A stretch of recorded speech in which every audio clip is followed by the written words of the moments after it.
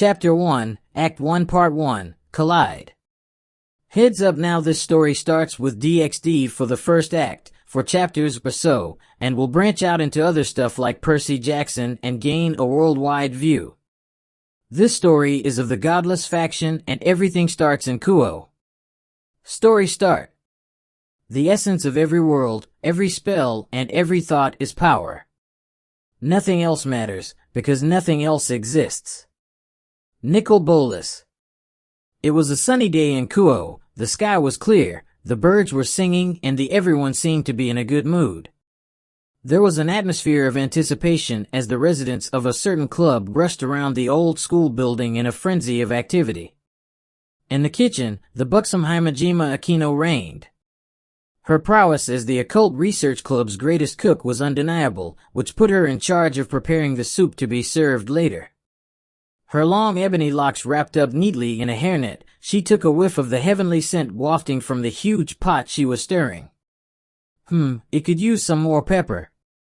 Next to her, the petite Kaneko kneaded a massive piece of dough nearly equal to her own size, although none dared to point out her height. Or more precisely, the lack of it. The door to Akino's domain opened and Kiba walked in, carefully balancing 2 trays of marinated chicken, sliced perfectly into thin strips of identical thickness and length, a testament to Kiba's impeccable skill with the blade. The only one not doing anything was the newcomer Issei Hyudu. Even the usually indolent Rias was getting her hands dirty, hurriedly scrubbing down the windows as Asia scurried about, straightening the cushions adorning the living room sofas. To the boy's credit, Issei had just arrived and hadn't a clue on what was going on. "Asia, what's all the fuss about?" Issei asked the former nun as she clapped her petite hands together in joy, the little bishop having perfectly completed another task. The cushions were now impeccably arranged, each square carefully balanced on a single tip atop the sofas.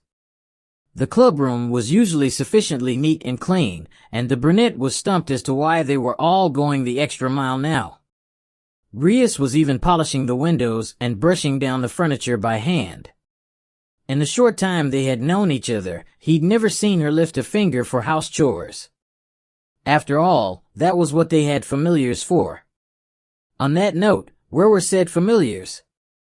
Issei-san. Asia stopped and turned towards the boy. "I'm not sure either. Bucho didn't tell me why we were cleaning when she asked me to help, but I think we will be meeting someone important here today." "Huh?" Issei furrowed his eyebrows in confusion. No one had mentioned anything recently. How long had he been kept out of the loop? "Yes, Kiba, Kaneko, and Akino-san are all in the kitchen cooking a very big lunch." Asia blinked as if just recalling something. "Bucho told me to tell you when you arrived to help out the familiars with the shopping. But I think they're almost done by now." Rias was just about to proceed to cleaning the bookcase when she noticed that her pawn had arrived. "Issei, why are you just standing there? Get busy, we've still got much to do," she exclaimed, waving her feather brush energetically at the bewildered brunette. "I am Bucho, what's going on? What do you need me to do?" "I didn't tell you?" "Right, of course I didn't. We only got news this morning." Rias stopped rambling, pinching the bridge of her nose as she lamented her perpetual forgetfulness. Then a bright, warm smile adorned her visage as she exclaimed excitedly, "Naruto is finally coming back today." Issei's gut clenched, tying itself into knots at his king's exuberant response to the impending arrival of this Naruto. Who was this guy? Who was he to her? Why was Rias so excited to see him? What made him so special? A million questions surged through his mind, but only one word made it out of his lips. "Naruto? Yeah, he's another member of my peerage. He rarely shows up because he's always busy dealing with other important affairs elsewhere." Rias frowned in mild irritation for a second before smiling brightly. "But he's coming back today, hopefully for good." "Oh." Issei frowned, then covered it up with a half smile while clenching his fist.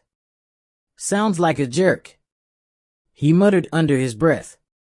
Smack. Rhea smacked him across the face. He hadn't meant to say it out loud, but had done so anyway. You don't know him like I do. Don't talk about him like that. She glared and then glanced to the side. Go help the familiars unpack. She turned away and proceeded to rearrange the multitudes of books adorning her personal bookshelf.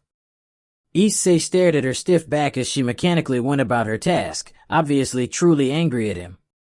It was the first time she had ever shown him that expression.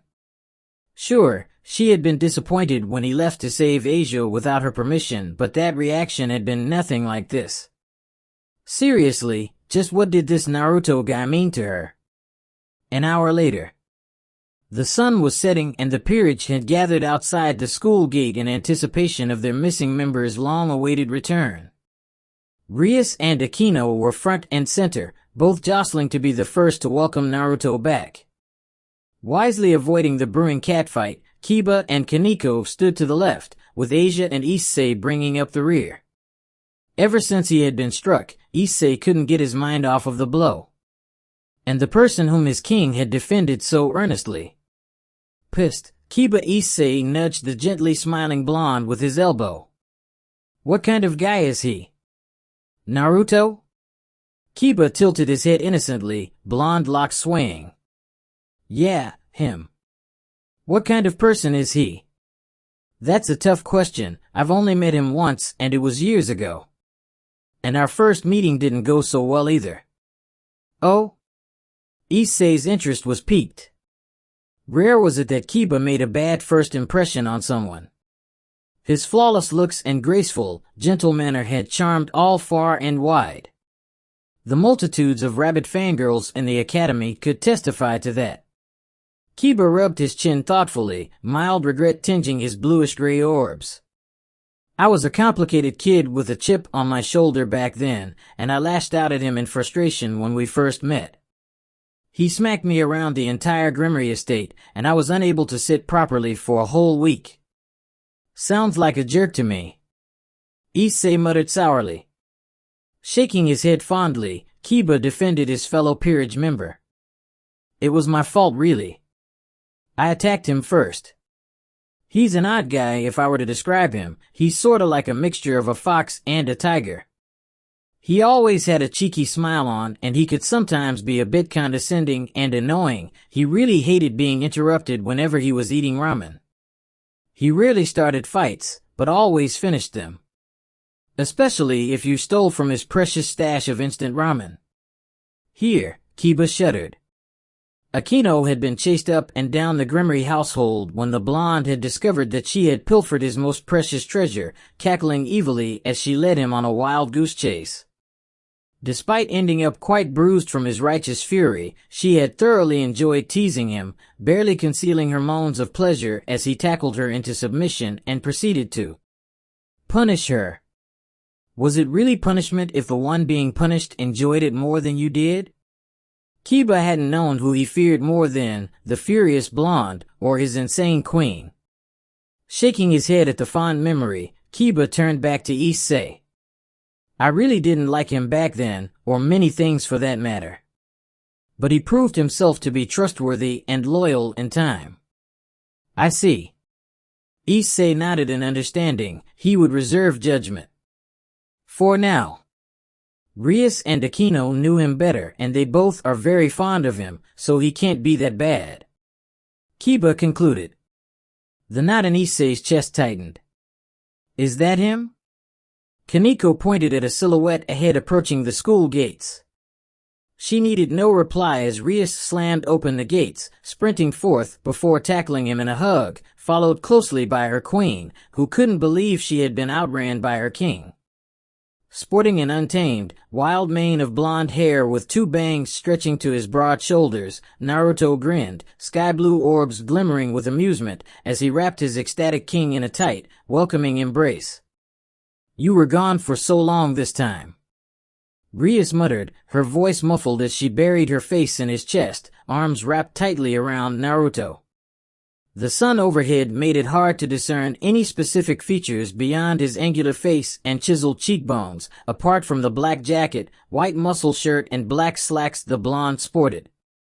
Pouting, Aquino refused to let Rias monopolize the blonde, quickly squeezing past her protesting king as she wrapped her arms around Naruto's muscled back, tiptoeing slightly to place her chin on his shoulder, whining into his ear. "I missed you too, you know." Issei's heart ached. It hurt to watch them, and it got worse after the reunited trio finally separated, Rias and Aquino each claiming an arm as they led Naruto into the compound, chattering animatedly as they caught each other up after being separated for such a long spell. As he approached, his features left the sun's glare and became clear to see. Issei was once again reminded of how Kiba had described him as a hybrid of a fox and a tiger. Whiskers adorned both sides of his face, and the cheeky, mischievous smile bore a stark resemblance to a fox's own cunning grin. However, the blonde's confident posture, prowling gait, and striking presence could be interpreted as nothing other than the king of predators. The tiger. Quite the combination. How am I supposed to compete with that? Issei protested mentally as he watched Naruto stride confidently and swiftly up to the gathered peerage. Naruto. Naruto, these are the new members of the peerage I've told you about. Kaneko, Argento Asia, and Hayadu Issei. Rias chatted excitedly, briefly releasing his arm from her death grip as she gestured to them with her left hand. He really is just as you described. Cute eyes, lustful yet innocent, a strange combination. Naruto commented, before smiling warmly as he extended his hand. I'm Naruto, nice to meet you. Issei looked at his outstretched hand, then at Rias and Aquino, who both eyed him intently, before he conceded and shook it briefly. I smell ramen. Naruto turned away from Issei and the others, his nose twitching as he sniffed deeply. Lots of ramen. Oh, this smells great. Where is this heavenly scent coming from? From the clubhouse, Aquino stepped forth proudly, laying her head on his shoulder as she traced her index finger on his chest. We know, I made it for you. Issei stifled the desire to groan and instead rolled his eyes. Really? Whoa, what we still doing here then? Let's eat. Naruto's eyes glimmered with barely restrained enthusiasm and anticipation, scooping up the suddenly squealing queen into his welcoming arms before he bolted for the clubroom at top speeds. An hour later. As it turned out, Naruto wasn't that bad a guy as Issei had initially believed. He was, in fact, very friendly and open, wearing his heart on his sleeve. The blonde reclined comfortably in his favorite armchair, joking and chattering away at the rest of the peerage who had gathered around the coffee table, listening attentively as Naruto shared some of the more interesting stories of his travels. Why haven't you visited earlier? The lively conversation stopped after those words came out of Issei's mouth, an awkward silence arising at the sudden interruption, before all eyes turned to Naruto. Despite spoiling the cheerful mood, that had been a good question. Busy. Naruto mumbled, as he stuffed a chocolate chip cookie into his mouth, hands already reaching for more of Kaneko's freshly baked treats. Couldn't you have just teleported here with a magic circle? Nope, I wish I could use them. My life would be a lot easier that way, you do understand, right? Actually, yeah, I do. For some reason magic circles also don't work for me. Issei sighed in relief. Finally, someone who understood his plight. It'd be strange if it did, given that you have a dragon inside you. A devil's magical circle can't transport a dragon. The only way to summon a dragon is through the dragon's gate, and only another dragon can open it. Naruto remarked offhandedly as he snatched an entire tray of brownies laced with peanut butter that had been cooling on the coffee table after just exiting the oven. He could never resist Kaneko's treats, especially when she deigned to actually get down to making them.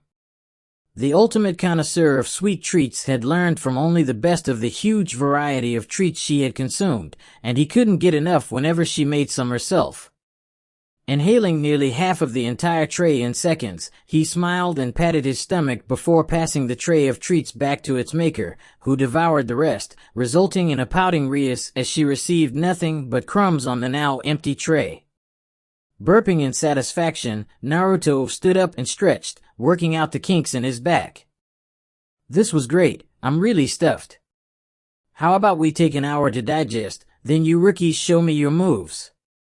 Sounds like a good idea. Rias got up, snatched up an arm, dragging him away to her private chambers. In the meantime, I think we have a lot to talk about. Oh boy. Naruto muttered to himself as he was pulled away unrelentingly by a determined Rias. Okay, but be gentle with me, I'll see you guys later. The door to Rias' chambers slammed shut, drowning out Rias' embarrassed whines at Naruto's choice of words. Well, that's that, I guess. Kiba got up and proceeded to leave. I'm going to get ready, and you guys should too. Knowing him, it's going to be a hell of a wake-up call. Fortunately, now we have Asia to heal us after we regain consciousness from the inevitable beat-down. Asia blushed at being singled out for praise. Senpai will participate too? Kaneko asked while tugging at Kiba's shirt, golden orbs widening as her lips trembled slightly. She had long since realized how to weaponize her innate cuteness to get her way in things. Kiba paused, even he was not immune to her weaponized cuteness, before he flashed a gentle smile and patted her head reassuringly. Sure, sounds like a great opportunity to test myself and gauge the difference between Naruto and I. You're welcome to join me in preparation, just going to do some light exercises to limber up. I'll be okay. Kaneko shook her head and released his shirt, going to eat more cookies. Akino leapt up and followed closely behind the petite rook, salivating at the prospect of eating more of Kaneko's heavenly treats. She rarely made them unless Naruto was here to enjoy it. Until Kaneko pointedly shattered her hopes and dreams with a blank stare along with a dull announcement. Don't bother. I'm not planning to share. Gasping at the betrayal, Akino scooped up the diminutive rook, squishing her head into her bountiful cleavage, before whining pitifully as the pair headed for the kitchen. Oh, come on, sharing is caring, my darling Kohai. Kiba stared blankly at the retreating pair, stunned by Kaneko's blunt rejection, before he shook himself out of his trance. He paused to glance at Issei, then sighed and left without a word. Issei caught onto Kiba's blatant warning and frowned, while Asia patted his shoulder reassuringly.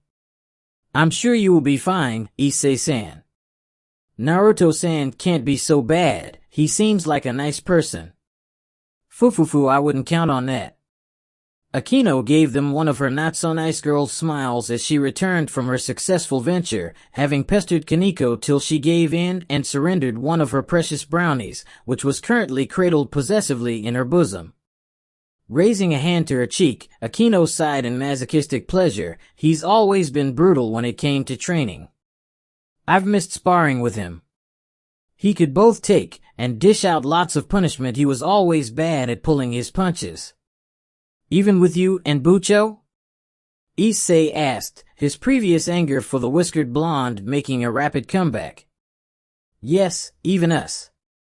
Akino's visage gained a nostalgic expression. It was normal for us to get out of spars with black eyes and busted lips at least, although I once got in a good lick on him that left him having to eat soup and liquids for a good week. Wow, when you put it like that, he kinda sounds like a prick. I don't think I could hit you or Bucho or any other girl. Issei commented. Akino raised an eyebrow. Why not? Because. Issei fidgeted and looked down, you know. Fufufu, you're so cute. Akino pinched his cheek.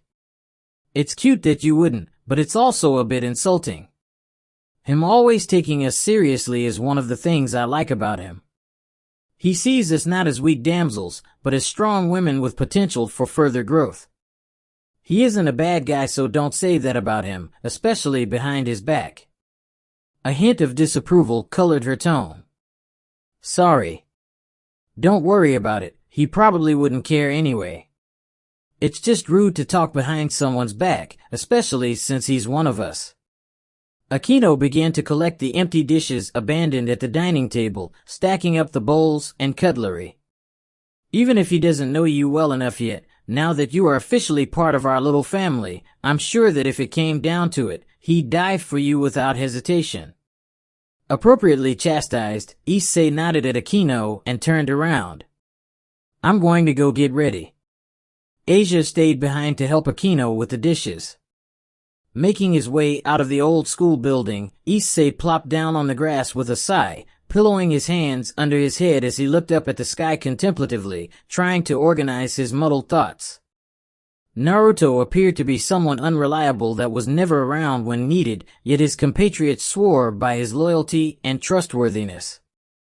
He routinely beat them up in training and they praised him for it, even Rias and Akino. Furthermore, Rias seemed to have no compunctions in wanting to spend some alone time with him, especially with the way she'd said it. From first-hand experience, he seemed like a decent guy, cheeky, mischievous, and confident. A part of Issei liked him, but a far larger part hated him for Rias and Akino thinking so highly of him. They defended Naruto without hesitation, went out of their way to welcome him back, and clung to him the moment they saw each other again. How could that be anything other than them harboring feelings for the blonde? If Issei was in Naruto's shoes, he wouldn't leave them behind while he went away on his own missions. He wouldn't beat them up in training. He'd treasure them, so why'd they pick him? Thoughts of Rias and Naruto alone in a room kept surfacing in Issei's mind.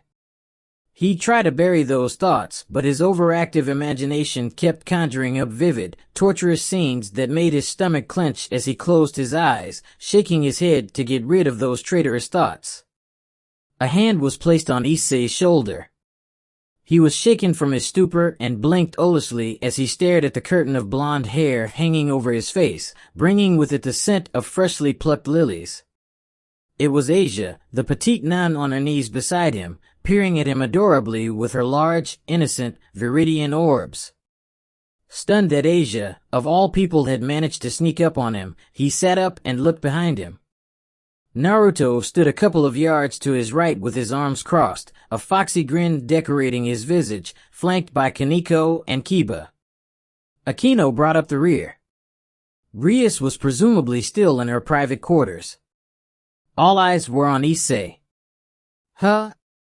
The pawn stuttered, confused as to why everyone was gathered around him. Are you ready, Issei-san?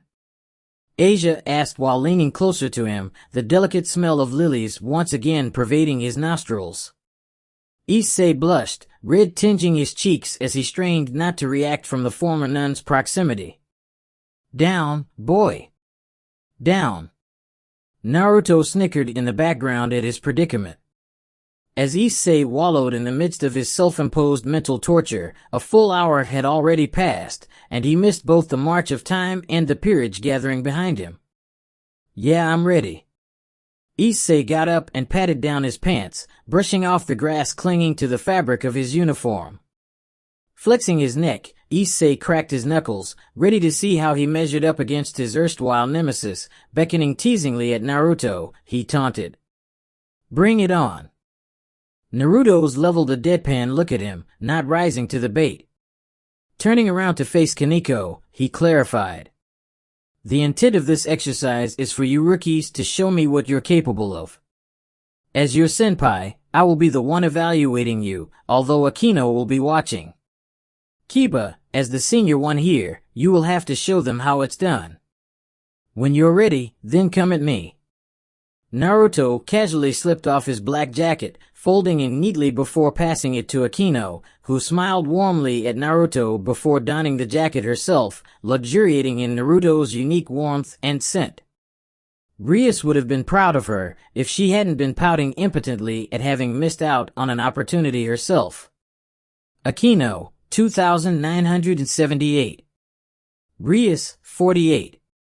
Twirling a strand of long ebony hair, the queen smirked in victory as she tallied the slightly skewed scoreboard to include her latest win. Now clad in a comfortable white muscle shirt, Naruto flexed slightly, working out the kinks before hopping slightly on the spot, limbering up as his chiseled form rippled under the well-fitted shirt. With a cocky smirk adorning his face, he pointed at Kiba before beckoning confidently.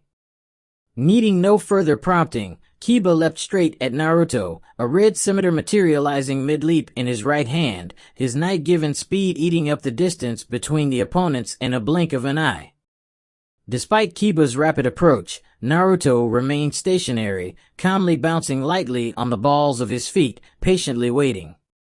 He didn't have long to wait. The blonde knight reappeared in front of Naruto, his entire body leaping up as he crashed his blade downwards with all his strength, augmented by gravity's pull on his body's weight, culminating in a brutal, powerful sword strike almost invisible to the naked eye. Naruto merely smiled and lightly hopped backwards, his light jump integrating perfectly into the timing of his constant hops as he slowly warmed up. Kiba's sword tip whistled as it sliced the air barely an inch before Naruto's nose, making Kiba swear under his breath. He had been aiming for Naruto's neck in that strike, not holding anything back in order to stand a chance against the deceptively calm blonde. Having overextended, Kiba didn't bother slowing down. Instead, he shifted his stance, lowering his center of gravity before swinging his sword around in a full circle, seamlessly integrating the movement efficiently to flow into another attack. Naruto's smile widened. "You've gotten better." Kiba nodded his head at the compliment, not bothering to reply, instead focusing completely in delivering a blindingly fast flurry of sword strikes that each flowed into the next, an unending stream of lightning-quick attacks, designed to overwhelm any defense. Finally, Naruto ceased his hopping, stepping back fluidly as he tilted this way and that, constantly evading Kiba's brutal assault by a mere inch, the displaced air parting his blonde locks slightly as he leaned back to avoid the next flurry of stabs and slashes. And then he stepped forth, right into Kiba's oncoming slash. Kiba's eyes widened. After dodging the best assault he could put forth with near contemptuous ease, why was Naruto now giving up, walking straight into another powerful blow? Setting aside his confusion, Kiba put forth his full weight on the blow, sending his scimitar crashing down with immense strength, right at Naruto's calmly grinning face. He would wipe off that confident grin, one way or another. Until Naruto crouched down, leaping up high, up and over his whistling sword, which swung past and smashed deep into the ground, its blade embedded deep into the soil, sending Kiba stumbling from the jarring impact. Reaching the peak of the parabolic arc Naruto had etched in the air, he returned to gravity's embrace, somersaulting gracefully back around as he sent a powerful kick right into Kiba's unprotected back, which threw the knight forward and into the dirt. Landing with nary a sound, the blonde slid his hands casually back into the pockets of his black slacks, starting that ridiculously annoying bounce again, the one which dared the opponent to attack his deceitfully lowered guard, past his non-existent defenses. "Kiba, you're better than this. Use that knight's speed, give me your best. You can't embarrass yourself in front of your Kohai, right?" Here, he gestured at the waiting Kaneko, the rook barely restraining the urge to pounce at Naruto, only being held back by Kiba's warning stare. Rhythmically tapping the ground as he hopped to a beat only he could hear. Just getting warmed up, Kiba got up from the dirt, brushing off his hands before materializing an immaculate European longsword in each hand, the perfectly crafted blades glimmering in the light. The knight charged, twice as fast as before and swiped at Naruto's face, pivoting his body to smash down blow after blow as his body spun about, chaining each powerful strike into the next.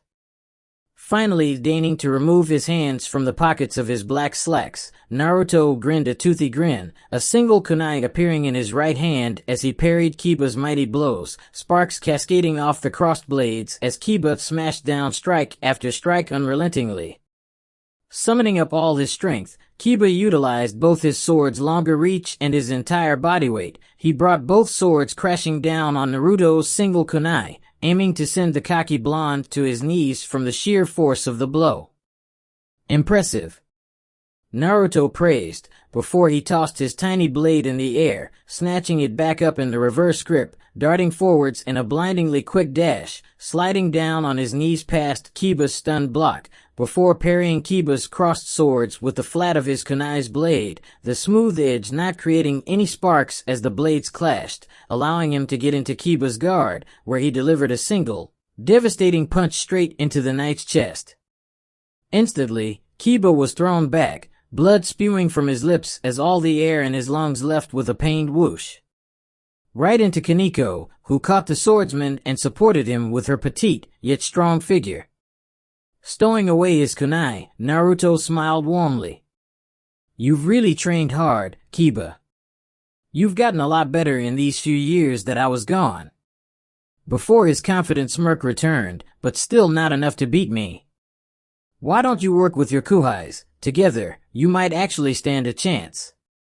Spitting out a gob of blood, Kiba grinned as he shook his head to get rid of the stars orbiting his head from the force of Naruto's punch. The blonde really hadn't changed in all the years he was gone. Still the same cocky, cheeky, confident bastard who had the power to back up his words. Kiba turned to smile gently at Kaneko and Issei, ready to hop in? Kaneko deadpanned. "Do you really need to ask?" Adjusting her combat gloves, embroidered with cute white cats all over it, Kaneko aimed a focused glare at her senpai, who beckoned welcomingly with open arms. "Let's wipe that smirk off his face." Issei confidently intoned, the boosted gear materializing on his right arm. And they charged, the chivalrous swordsman, the tiny brawler, and the hot-headed fighter. Kiba's speed increased till he became nothing but a yellow blur to Issei's inexperienced eyes.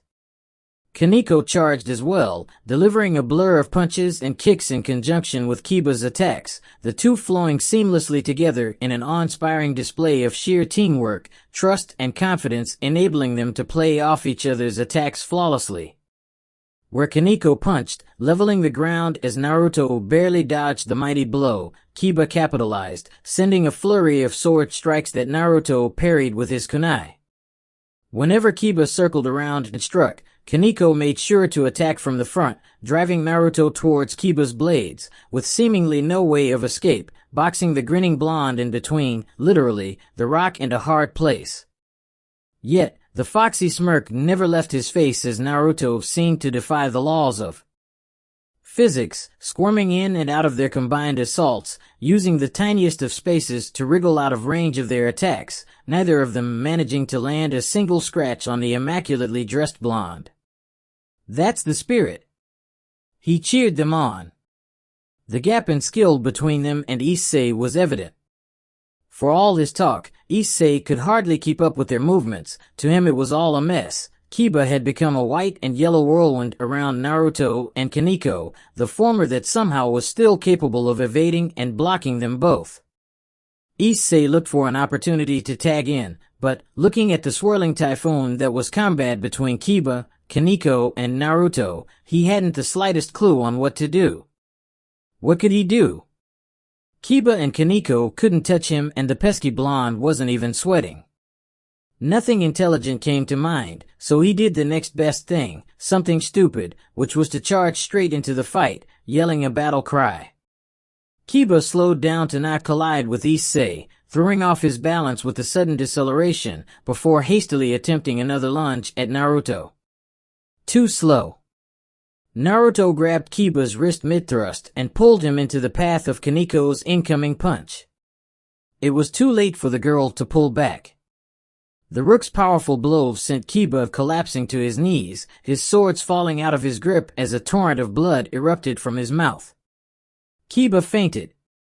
Kaneko froze in stunned horror at the damage she had inflicted to her own teammate, a costly mistake as Naruto flicked her on her forehead gently, the deceivingly light flick sending her to the depths of unconsciousness instantly. The petite rook collapsed on top of the insensate form of her senpai, a bruise forming on her forehead despite her rook durability. Unable to face the fate of his teammates, Issei focused on moving as fast as possible, having boosted a few times while looking for an opportunity to enter the fight, delivering a solid, powerful punch to Naruto's face with all his might. The gauntlet smashed with a meaty thud into something, grinding against flesh and bone, and Issei grinned. He'd done what Kiba couldn't. Until he collapsed with a scream of agony, excruciating pain radiating from his stomach area.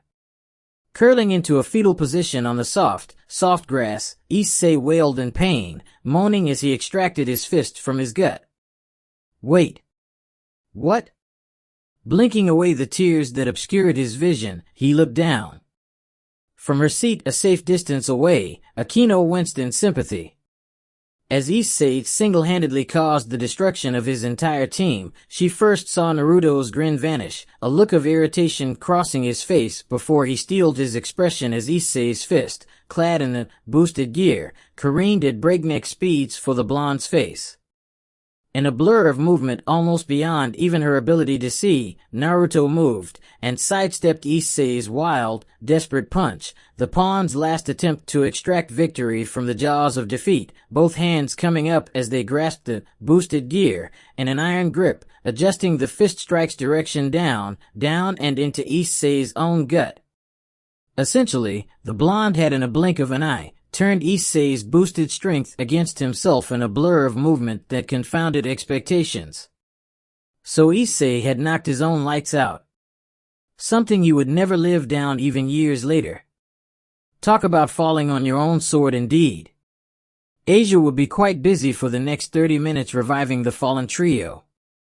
So, how do you guys think you did? Naruto inquired cheerfully from his perch on the sofa in the living room. There was an awkward silence from the three ashen-faced people slowly recovering in the sofa facing the blonde. Naruto turned to face Kiba, deciding to break the increasingly uncomfortable silence. Do you know why you couldn't touch me?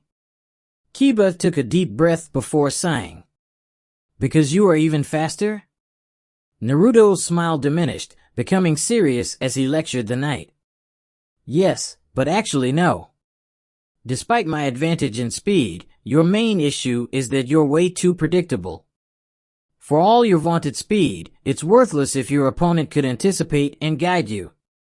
There were only so many angles and methods you could attack me from, especially when I factored in a slower ally, your preference to the left side, your rigid style, and the false openings I created. Well, you know the rest. I'll grade you a C-. Kiba bowed his head in acknowledgement. Thanks, you have given me much to consider. Here, Naruto scratched his head, laughing awkwardly as he said, it's mostly training, although to me it's instinctive. Sometimes the smart thing to do is the dumb thing, and the dumb thing is the smart thing. Knowing how to balance both takes practice, so don't worry about it, you'll get there. Naruto patted Kiba's shoulder reassuringly. Rounding on Kaneko, he patted her head soothingly, offering her a peanut butter brownie that he had saved from earlier. As she munched slowly on the comfort food, relishing in Naruto's remarkably soothing head pats, Naruto continued his debrief. C- like Kiba. You fight with your instincts, which isn't bad in and of itself, but despite polishing it well, your movements are also too predictable. You exemplify he classic Rook, using your enhanced strength to charge straight at your foe. Your immense hitting power guarantees an instant downer if it hits, but your predictability makes it easy to dodge, especially with your current speed. Despite that, you both worked extremely well together. I'm proud of you both. And then he turned to Issei, who had remained absolutely silent, knowing that nothing he said could have been of benefit. You. Naruto growled, his slitted eyes began to glow an ominous hue. Issei gulped. What were you playing at? I'd have to invent something lower than an F just for you. You need to work on everything. Frankly, running in like that was the worst possible decision you could have made. Kiba had to slow down so that you two wouldn't have crashed hard, which led to the downfall of the teamwork between Kaneko and him. You alone caused them to lose formation and get taken out. You rely too much on your sacred gear for power and you don't think hard enough on how to use it properly. Issei clenched his fist, biting back the rage that threatened to erupt. This isn't right, you barely gave me time to prepare. He protested. Prepare? You think your enemy is going to sit there and watch you power up? Your gear doubles your power every 10 seconds and I just don't have all day. Naruto shrugged and turned around. Your life as a devil has just started. You have immense potential, you just need to work at it. The objective of this exercise was to see where you stand, and I did. End of story. Hey! Don't just walk out like that. Where are you going?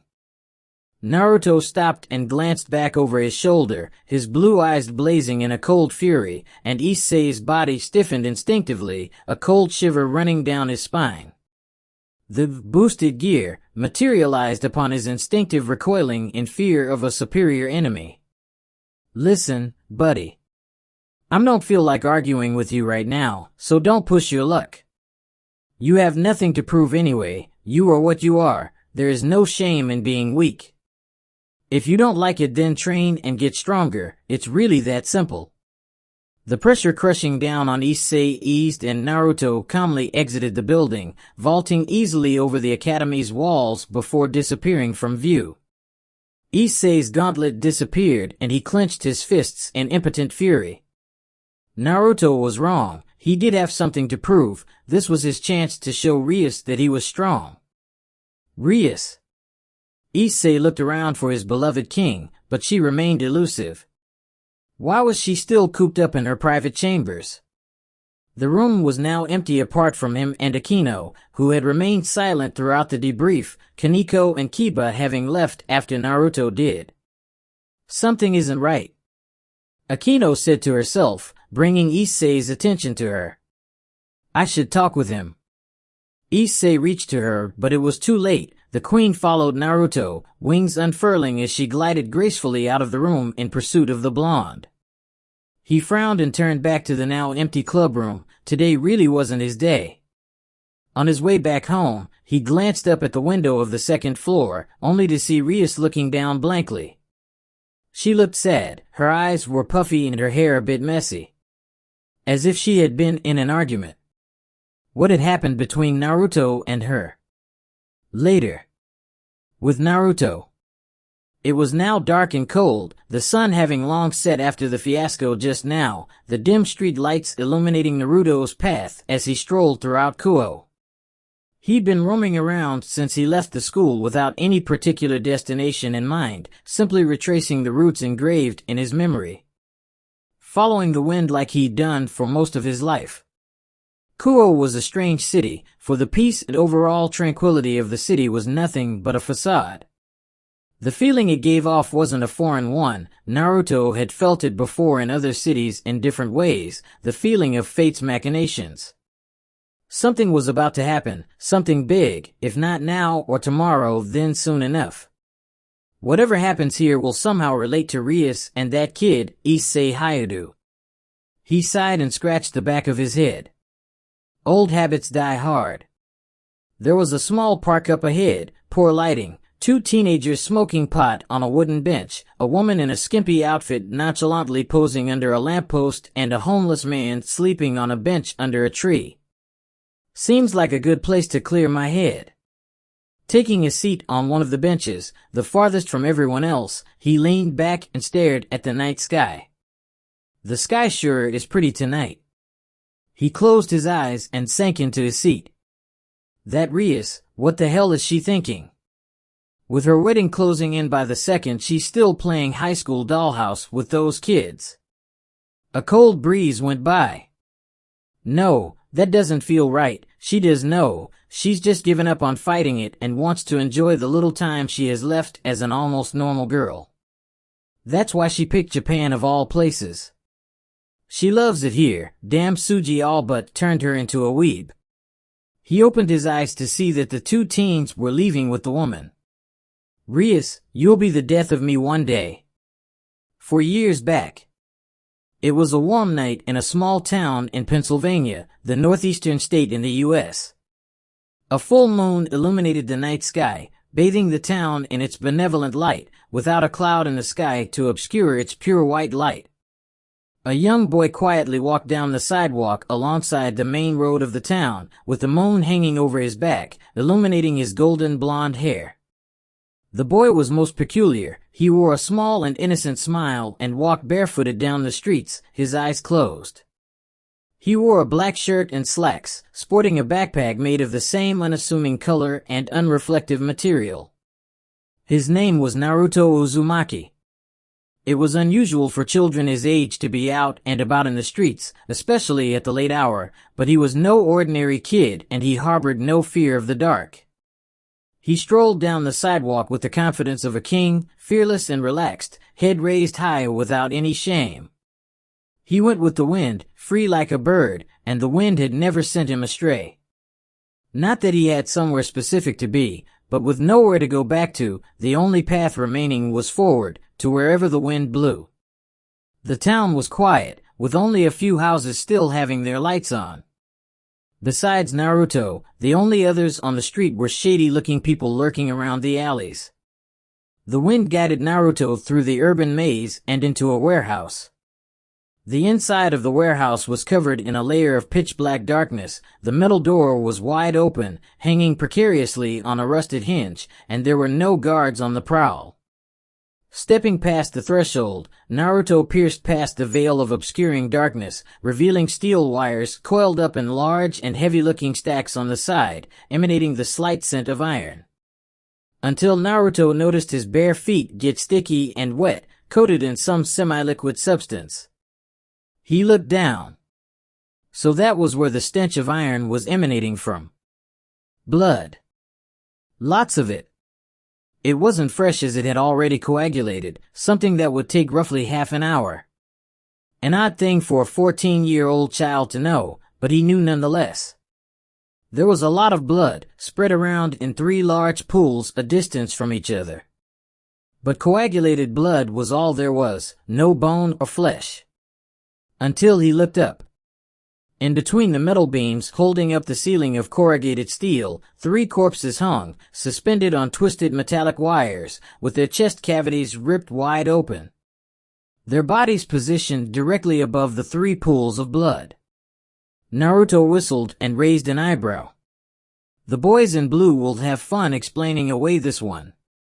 Footsteps approached from the rear entrance to the warehouse, 2 separate sets tapping away on the concrete floor, producing a rhythmic echo reminiscent of hard-tipped dancing shoes, but worn by a duo with a soft, graceful gait. Likely young and female. The culprits? Naruto turned to face the source of the footsteps, and 2 girls around his age stepped out of the shadows into a ray of moonlight piercing through a hole in the roof. One sported long, elegant raven hair, the other's long locks colored a fiery crimson. Their eyes shared a faint eerie glow, and they wore intricate dresses, black and blue respectively, with the red-headed girl adorned with a ruby necklace and a gold bracelet, both likely worth more than a fair sum. Their eyes widened upon seeing the blood coalesced into 3 pools, and the blond boy appearing to be around their age standing next to the gory carnage, staring curiously at them. In response, they immediately raised their arms in defense. Naruto found their reflexive raising of their guards to be cute, but their calm and collected reaction, or the lack of it to be precise, to the corpses unsettling. "Hi!" He waved at them cheerfully. "I swear I found it like this when I got here. I don't trust him." The brunette told the other girl while standing in front of her, arms spread apart protectively. "He's lying, Rias. A boy his age shouldn't even be out here in a place like this at this time." "Oi! That's rude. I'm standing right here. You aren't so far away that I can't hear you." Naruto pointed at them. "Besides, look who's talking." "He has a point, Akino." The redhead, now identified as Rias, smiled knowingly, glancing between the 2. "Still, look at him, he's smiling. He's standing in a pool of blood in the middle of a warehouse with a smile like that. That's the definition of alarming. He may as well have come straight from an 80s horror movie." Akino pointed back at him. I say we roast him just to be sure. What did you do to the bodies? Okay, so first off, I'm always smiling. Second, yeah, I can see how being here is somewhat incriminating, but the same can be said for you too. Third, let us not roast the Naruto. A roasted Naruto isn't a delicious one. And lastly, they're up there. Naruto pointed upwards to the corpses. I mean, look at me. How would I be able to get them up there and do all this without getting any blood on me? A chunk of liver fell on Naruto's head with a wet splat. His smile faltered slightly. I just had to open my big mouth. Rias giggled and covered her mouth with a dainty hand. Oh, so you think that's funny? Naruto removed the blood-stained hunk of flesh with the tip of his fingers, flicking it away as he groaned. She nodded. Now who's the strange one for smiling? Naruto's smile returned to normal. What are you two anyway? 'Cause I know you guys aren't human. Rias' giggling faded away and she was stunned for a second before starting to shake. Don't be an idiot. Of course I am. What else would I be? Another piece of flesh fell and Naruto sidestepped it. That has got to be the worst lie I've ever heard in my life. He deadpanned, leveling a blank, judging stare at the sheepishly blushing redhead. It's okay if you aren't human. I know neither of you killed those guys. Naruto pointed up at the suspended corpses as he made his way towards the two. My name's Naruto and I am a Naruto. There isn't a name for my species. Naruto opened his eyes to reveal twin slitted blue eyes, gleaming with a feral light that dilated after a few seconds. Oh, wow. Rias blinked owlishly. I'm Rias Gremory, she's Akino Himejima. We're both devils. She took a deep breath and a thin red aura enveloped her, red, leathery bat-like wings unfurling from her back. Naruto merely raised an eyebrow dully. His reaction to her dramatic reveal, or rather lack of it, was disappointing. Akino followed her example. A thin blue aura appeared around her and a pair of wings came out from behind her, one wrapped in smooth velvety feathers of the darkest night, the other a leathery one like Rias, a curious combination. Rias pouted and her aura vanished. Nothing? Akino, am I doing this right? I even used my aura. Surzek Senai said that presentation is everything. Akino canceled her aura. You did nothing wrong. I think he's met devils before, haven't you? Nope, you two are my first devils. It's just that I've seen lots of weird shit. Naruto corrected cheerfully. Akino gave him an judging look. You have a dirty mouth. So I've been told. Can we continue this chat outside? Naruto pointed towards the exit with his thumb. This place reeks. Rias shook her head. We have to stay. Got to investigate this place for any clues left behind by the stray that did this. Stray? Yeah, a stray is a rogue devil. We caught wind of one lurking here, preying on humans, so we're hunting it down as training. Oh, that sounds fun, and explains what you two doing here, but you sure you should be hunting rogues? Sounds dangerous. This one shouldn't be too strong, and we got backup if things go too bad. Huh? That's lame. If you aren't in any real danger, then how will you give it your absolute best? Naruto sighed and shook his head. Whatever, any training is better than no training, I guess. I can help you find this devil, but not from here. You can? How? I can smell blood. Naruto tapped his nose. Not in here though, the scent of blood is too strong to determine a direction. I'd have to go outside for that. Okay, then lead the way. Present. It was then that they had met and their worlds collided. The princess that had everything and the orphan that had nothing but his name and the clothes on his back. Those were good times. Things were simpler back then, Naruto reflected. His life had always been a mixture of both complications and lull periods of simple problems. Roaming from place to place, stumbling across the supernatural at every corner, that was his curse.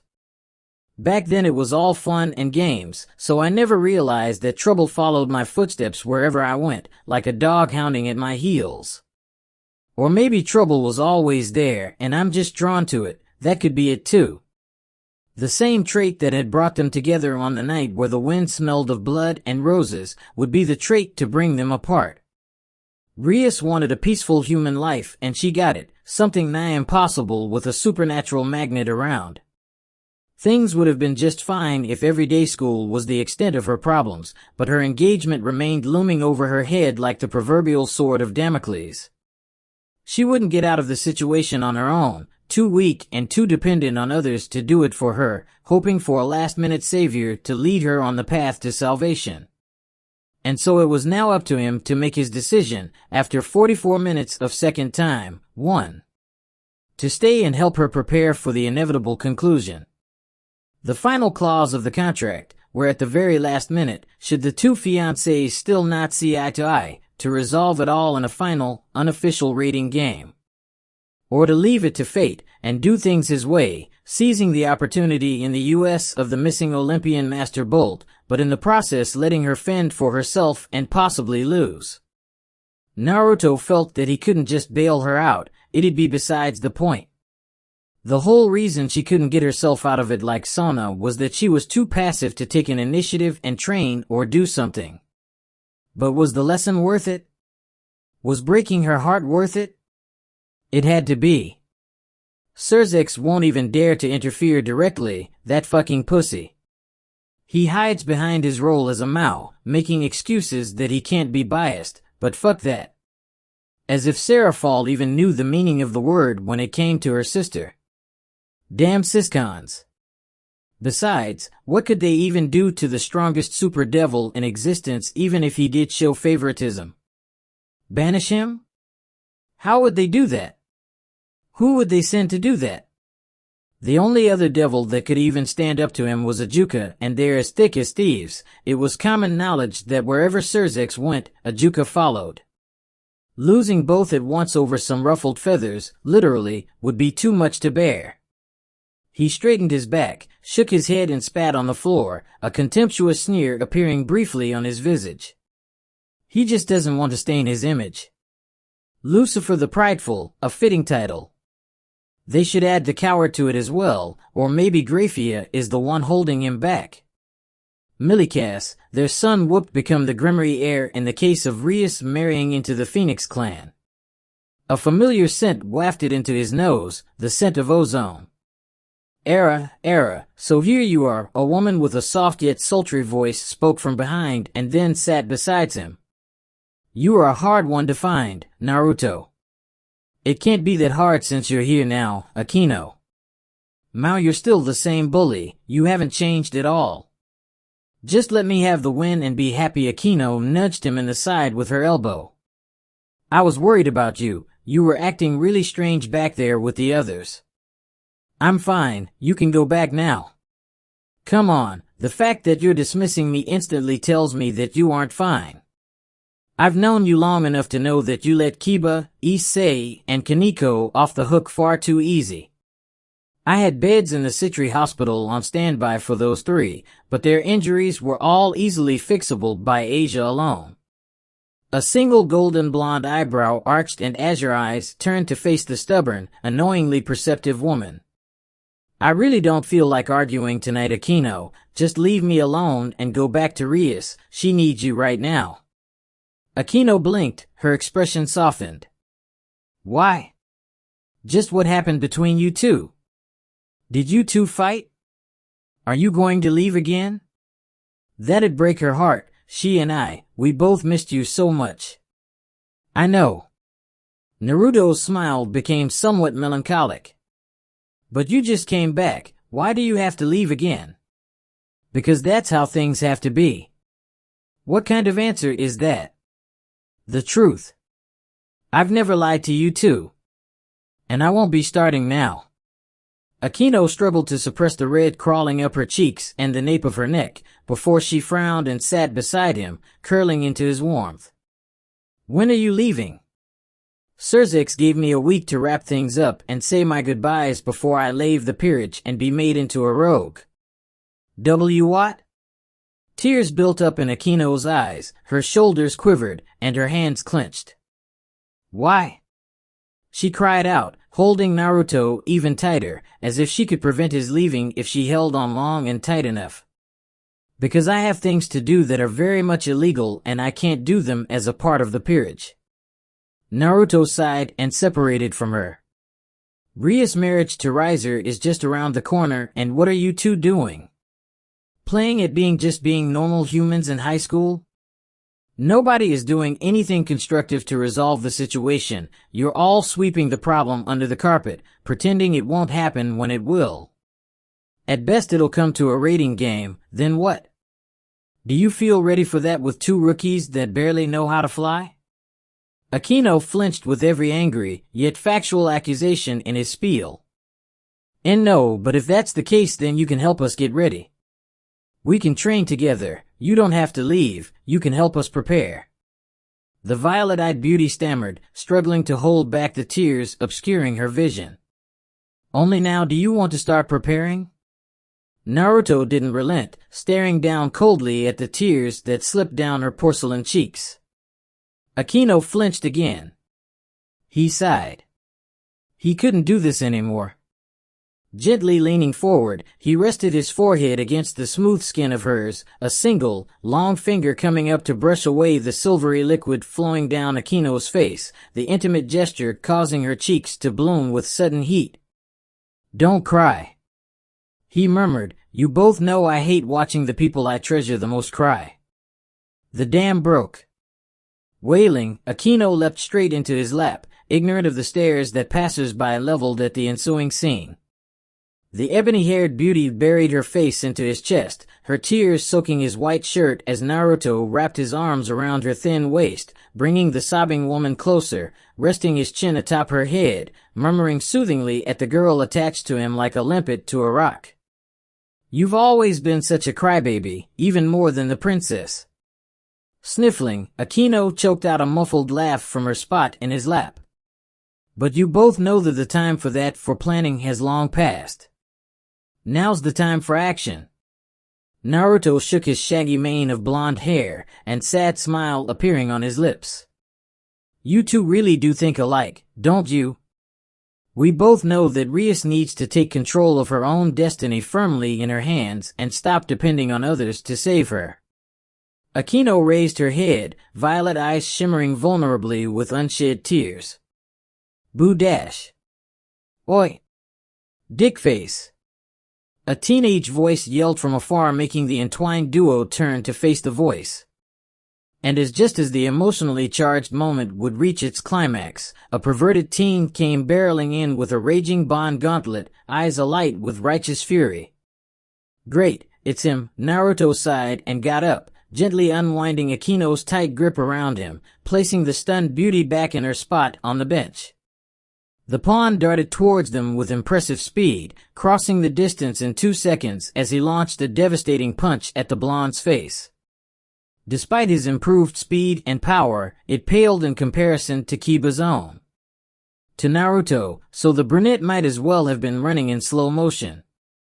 Naruto sidestepped Issei in a blur of movement, extending his foot as Issei careened past the blonde, tripping him up as he lost his balance, before the blonde added to his momentum by giving him a light push on his back.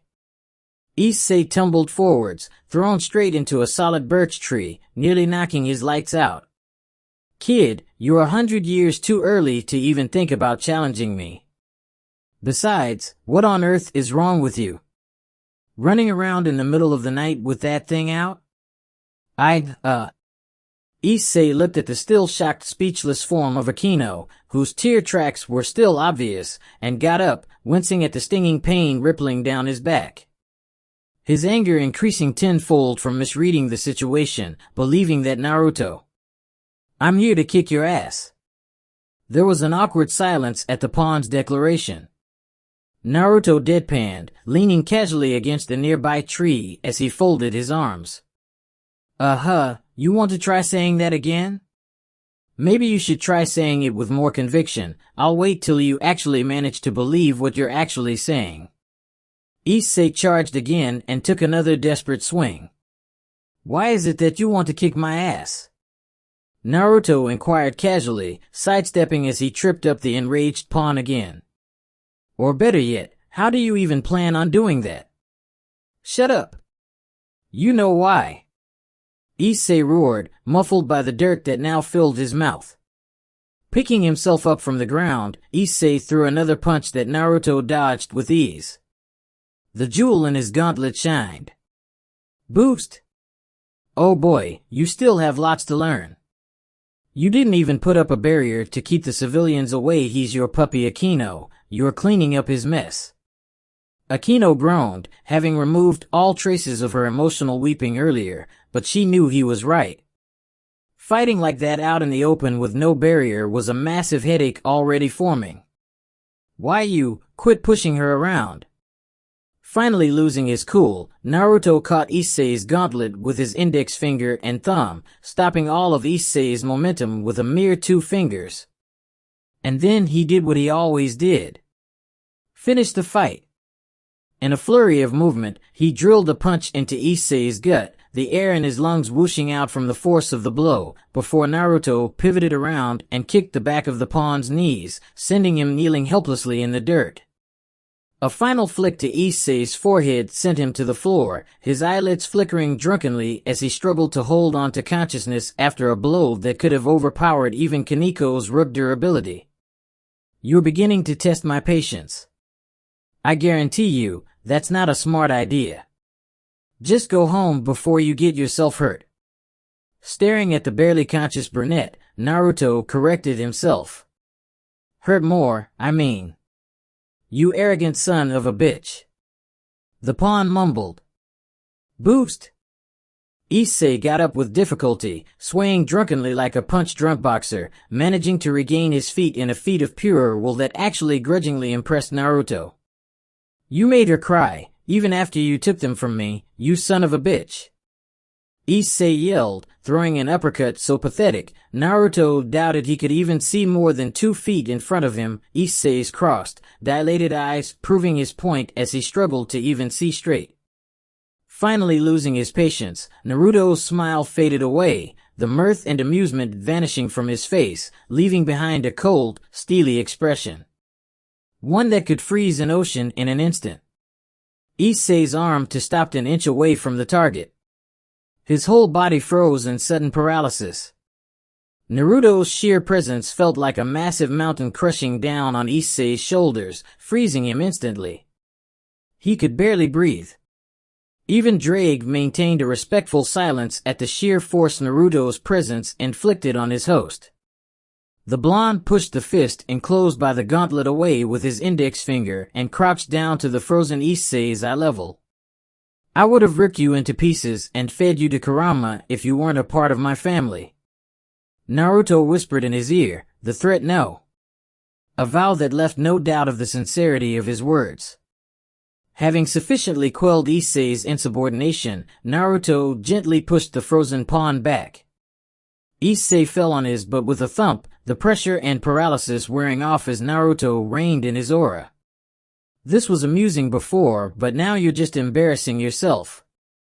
Naruto extended his hand. Give up and go home. I'll forget this happened. Issei looked at his hands and then at Akino. She was giving him the look. Issei, that's enough. Just stop, please. He slapped Naruto's hand away and got up. Wait, why are you looking at me like I'm the bad guy? It's him. Issei pointed at Naruto with indignation. He did something to Bucho, she was crying because of him. Akino turned to him. Is that true, Naruto? Rias and I had a talk about what we were talking about before he showed up. She wasn't happy. His eyes and expression softened. Hayadu Issei, I can see why Rias chose you for the peerage. Save it. I don't want to hear your excuses. Naruto sighed. The kid was as dense as the gauntlet he wore. There was no point in conversing with someone incapable of listening. Enough was enough. He had tolerated the kid's antics for long enough, his patience fraying at the edges. Naruto vanished right before their eyes, only to appear behind Issei, delivering a vicious chop to the back of his neck, sending him to the welcoming embrace of unconsciousness as Issei's brown eyes rolled up into his head. You got a good heart, kid. Just need to get your head out of your ass and stop thinking with your dick. You didn't need to knock him out. Akino frowned slightly while looking at the unconscious form of Issei. Can't talk with someone that won't listen. Dragging it out would have been pointless. Naruto grabbed Issei by the shirt and flung him over his shoulder. A team is only as strong as its weakest link. He'll be the end of you and me. He isn't that bad. Naruto rolled his eyes. You're right, he's worse, and I'm not talking about just his pervertedness. He's immature, thinks with his nothing but his dick, and has no battle awareness or instincts. We know how Rias is. When things go south, she'd take his place and bail him out, and as poetic as self-sacrifice is, it shouldn't be the first option. That's a pessimistic view. It might be, but it's how things are. I've seen it too many times to fall for it again. It's nice and cute for everyone to be dependent on one another, but the more intricate the clock, then the easier it is to smash it to pieces. One faulty clog is all it takes. Akino shifted her eyes trying to find the right words, but before anything came out, he continued. Which is why we'll have to make this week count if I am to whip you lot into shape before I take my leave. Want me too? Yep, all of you. And when we start, you're gonna wish I left. Naruto turned around and left with the unconscious Issei, easily carrying the knocked-out brunette over his shoulder as he casually gestured to the crater Issei had been beaten into. You're in charge of cleanup now. Good luck erasing the memory of everyone that saw him with the boosted gear out before they start posting it on the internet. Akino groaned in dismay. It was just her luck that something like this would happen. Chapter end. Chapter 2. Act 1 Part 2. Impact. It had been a long night for Rias, having spent it tossing and turning amidst the silk sheets of her bed. Her usual peaceful slumber had remained elusive no matter what she tried. Even the usual solution of indulging in some warm milk had failed to lull her to sleep, and so she remained awake till the sun's first rays peeked out over the horizon and illuminated her room. It was now dawn, the cloudless sky on full display as Rias sipped lightly at a flask of aromatic coffee prepared by her dutiful queen, who had wisely avoided commenting on her bloodshot eyes as her king gradually regained her usual graceful, yet lively self. She, Naruto, and the rest of the peerage sans a certain damper were climbing up a steep mountain, situated in an uninhabited piece of land deep within the territory of the Grimmery clan. Their destination was the cottage atop its peak, where the entire peerage would be staying for the duration of their training. Despite the fresh scent of morning dew, the air stank of brooding conflict. The source of it was obvious enough, Issei. The perverted pawn seemed gloomy and downtrodden, dragging his feet reluctantly behind him, his drooping eyes and hanging head reminiscent of a kicked puppy. The only thing missing from the ensemble was a thundercloud hovering above him, dispensing more misery upon the poor sop. He must still be shaken up from last night. Rias mused, her crimson locks swaying slightly in the gentle breeze as she trailed behind him. Naruto, not knowing where to drop him off, had brought him back to the club to find out where he lived. Which led to an amusing conversation about why Issei was knocked out and unceremoniously draped over the shoulders of his fellow peerage member. She found it cute that he had stood up for her without hesitation, no matter how misguided he had been. Naruto and Akino were both blatantly disregarding the incident and moving on as if nothing had happened, but Issei was taking it hard. I should talk with him. Rias approached the young devil, striding to close up the gap, determined to dispel the dissonance amongst her subordinates before it got worse. It was her duty as a king to keep her peerage united, but it was mainly due to her deep affection and care for all those under her command that made such discord unbearable. It was precisely because of this heartfelt concern that caused a slight frown of disapproval to mar her features when Rias spotted her wayward pawn glaring daggers at Naruto's broad back, mumbling unflattering words under his breath. "Hey Issei, how are you holding up?" "Huh?" Me, the newly reincarnated devil, turned to face her, his visage regaining some of the life and animatedness that exemplified the usual Issei. "Yes, you." Rias giggled, her tinkling, musical laughter lifting up his somber mood instantly. "You seem distant. Penny for your thoughts?"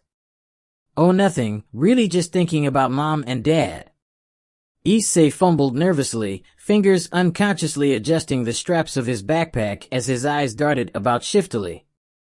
Ria's smile disappeared, a slight frown appearing on her lips.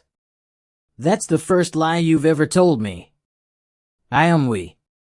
Issei stammered, unable to deny the accusation, before he gave up and stopped beside Rias, whose brilliant smile returned, albeit slightly toned down. "Relax, Issei. You're not in trouble." She placed a comforting hand on his shoulder. "I already know what happened." A potent mixture of fear, guilt, embarrassment, and anger flashed through Issei's eyes before he stared at his feet, unable to meet his king's unwavering gaze. "Of course you do," he muttered, disheartened. "He didn't have a choice. I made him tell me." She traced her delicate-looking fingers through his smooth brown locks soothingly. "He popped up in the club without warning, you know, with you lying comatose on his shoulder, asking where you lived. Of course I needed to know the story behind that. It's just, I couldn't stand seeing you like that." Issei's brown eyes blazed with sudden life as he struggled to find the right words, his anger at the perceived injustice flaring up. "He does feel like a prick sometimes, doesn't he?" Rias sighed, pinching the bridge of her nose in exasperation, as she acknowledged her pawn's honestly endearing expression of his worry for her. "Yeah," Issei mumbled under his breath, his mood darkening, the metaphorical cloud now hurling bolts of lightning at his battered psyche. Rias spotted a decently sized flat rock nearby and proceeded to sit on it, arranging her ruffled skirt neatly around her crossed legs. Looking at her wayward pawn practically pouting as he stood there, fingers latched onto his backpack straps, she smiled enticingly as she patted the spot beside her. "Have a seat, I have a story to tell you." Far ahead, Akino, who had noticed the duo beginning to lag further behind, arched a perfectly formed eyebrow in inquiry before Rias waved her on, the queen proceeding to usher the rest of the peerage onwards with the arduous climb. Issei, not wasting the opportunity to get close to his gorgeous king, quickly stepped forth and sat down. It wasn't so big, and Rias had occupied most of it, so his butt was hanging off, even with the sides of their thighs already grazing each other. Before he could adjust himself, Rias began her tale. Once upon a time, there was a young bird, growing up on a tree in a farm. It had lived a happy life ensconced safely in a solid nest perched amongst the tree's highest branches, well protected and fed by its parents. Time passed, and properly taken care of, the now older bird had yet to learn how to fly. As its appetite grew, the bird's aging parents could no longer provide for it and its younger chicks, and the bird had to learn how to fly to feed itself. But by then cruel, merciless winter had arrived, and when the bird finally spread its wings and jumped from its nest, it could only fall. Rias paused, glancing at Issei to see him matching her gaze resolutely, completely enthralled by the gripping tale, feeling it resonate deeply within him. What happened next? It fell, and with a dreadful impact, it finally hit bottom, breaking its already underdeveloped wings. Try as they might, the young bird's aged parents could not even lift it off the ground. Unable to leave the rest of their young undefended, the bird's parents reluctantly left the grounded bird behind to its fate, but then a cow came by and pooped on the bird. Despite the filth, the warm dung provided the trapped bird respite from the unforgiving, biting cold. Rias leaned back, cerulean eyes drifting upwards to gaze at the cloudless blue sky above in reminiscence as she continued. The bird was so happy that it had cheated certain death that it sang and sang, but its melodic chirps brought about a hungry predator in the form of a house cat. The hungry cat, ecstatic at its locating of dinner, plucked the helpless bird from the dung, cleaned it up and took it home, then devoured the little bird. 1. That's dark. Issei clenched his fists. There had been no happy ending to that particular tale. It is. But the real question is, what's your take from the tale? Issei furrowed his brows and scrunched his face in thought. Let's see, the bird should have prepared more before taking the leap? That's one way of seeing it. You see, this story has several lessons, that's just one of them. Rias got up, brushing down her skirt as she gave him a toothy grin. Listen, Issei, not everyone who puts you down is your enemy. Like the story, the cow's dung, no matter how disgusting or degrading, helped keep the bird alive. And like the cat that took it out and ate it, sometimes those who get you out of crappy situations don't always have the best intentions for you. Naruto can't treat you well because he has to keep you alive. He has to be harsh, critical, and unforgiving so that you can see your flaws for what they are and improve yourself. It's a bad situation, but you have to bear with it. Issei contemplated her words in silence, an uneasy look on his face. I'll let you think about it, but come, we have to catch up with the rest. Rias smiled softly, offering a hand to the boy, who was taking his first steps on the road to becoming a man. Later. In the cottage. Good of you to finally join us. Naruto remarked offhandedly as the brown-haired boy arrived with Rias in tow. Closing the polished oaken door, the pair settled in the nearest unoccupied couch in the finely furnished living room of the cottage. Being the heiress of the noble Grimmery clan had many perks. Perks like having full access to the extensive resources of a clan which survived the Great War, a feat not many others could claim, and had prospered after the tumultuous civil war between the old and new Satan factions. It helped to have the undisputed leader of said war, and now the entire Devil faction be a former Grimmery. Huge swathes of territory in the underworld now bore allegiance to the Grimmery line, including the well-maintained cottage situated atop the peak of an isolated mountain range far from civilization. It was in this remote pocket of nature that the peerage now found themselves, with the clock ticking and nearing for Rias' freedom. The challenge to decide their freedom was closing in and time was not on their side. And so Issei wilted under the weighty stares of the entire peerage, whom had already unpacked and gotten ready while waiting on their arrival. He could only shrug awkwardly as he ran his fingers through his brown locks, mumbling a hasty apology. Sorry. I got lost. Naruto gazed blankly at Issei, his expression unreadable. Whatever. What matters is that you're here now. The time wasted is your loss anyway. Issei winced at the barely veiled rebuke. Harsh, critical, and unforgiving indeed. Proceeding on without any further delay, Naruto clapped his hands and declared cheerfully. All right. You guys are a team, a peerage, and you all depend on one another, right? They nodded, despite feeling that a but was coming due to his excessively cheerful tone. A team is only as strong as its weakest link. Here, the blonde paused, leveling a cheeky smirk at Issei, whose teeth grinded audibly at the blatant insult. That's why everyone had to wait for you. Briskly resuming his pep talk, Naruto walked over to Issei, poking him on his chest, with a challenging expression gracing his face. But from tonight onwards everything will change. Screw the helpful dung. This is just bullshit. Issei was barely restraining himself from lashing out, pissed off at Naruto's constant jabs to his self-esteem and worth to the peerage, although a small part of him agreed with Naruto. Naruto glanced down at Issei's trembling fists and then back up at his twitching brow for a moment, before he arched an eyebrow and scoffed lightly before turning around. You don't like me, that's fine. I don't need you to like me, I need you to survive. For as strange as it may seem, now that you're a part of this peerage, of this family, which makes you my idiotic little brother. And I'll do whatever it takes to make sure you don't get your dumb ass killed. Naruto returned to where he was previously. Which is why I brought you here, to prepare. Prepare for what? Kaneko mumbled, her teeth stained with the cookies she was casually snacking on as she hugged a half-empty box of chocolate chip cookies possessively to her chest.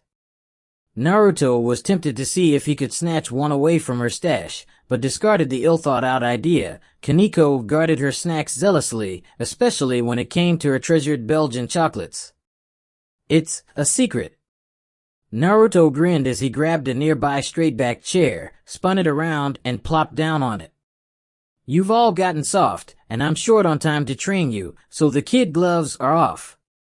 During the course of this week, you will endure pain of which you've never believed possible, and experience horror of the kind you've never imagined. You'll hate me and curse me, but you will obey me, because Rias has placed me in command for this week. The peerage members all spun around to look at Rias for confirmation. Bucho, he can't be serious, right? Issei asked, leaping to his feet in disbelief. His brown eyes beseechingly searched for any signs that this was just a sick prank. Ria's solemn face, however, could have been etched from granite as she crossed her arms firmly, corroborating Naruto's bold claim with a steely gaze. I gave Naruto full control for this week.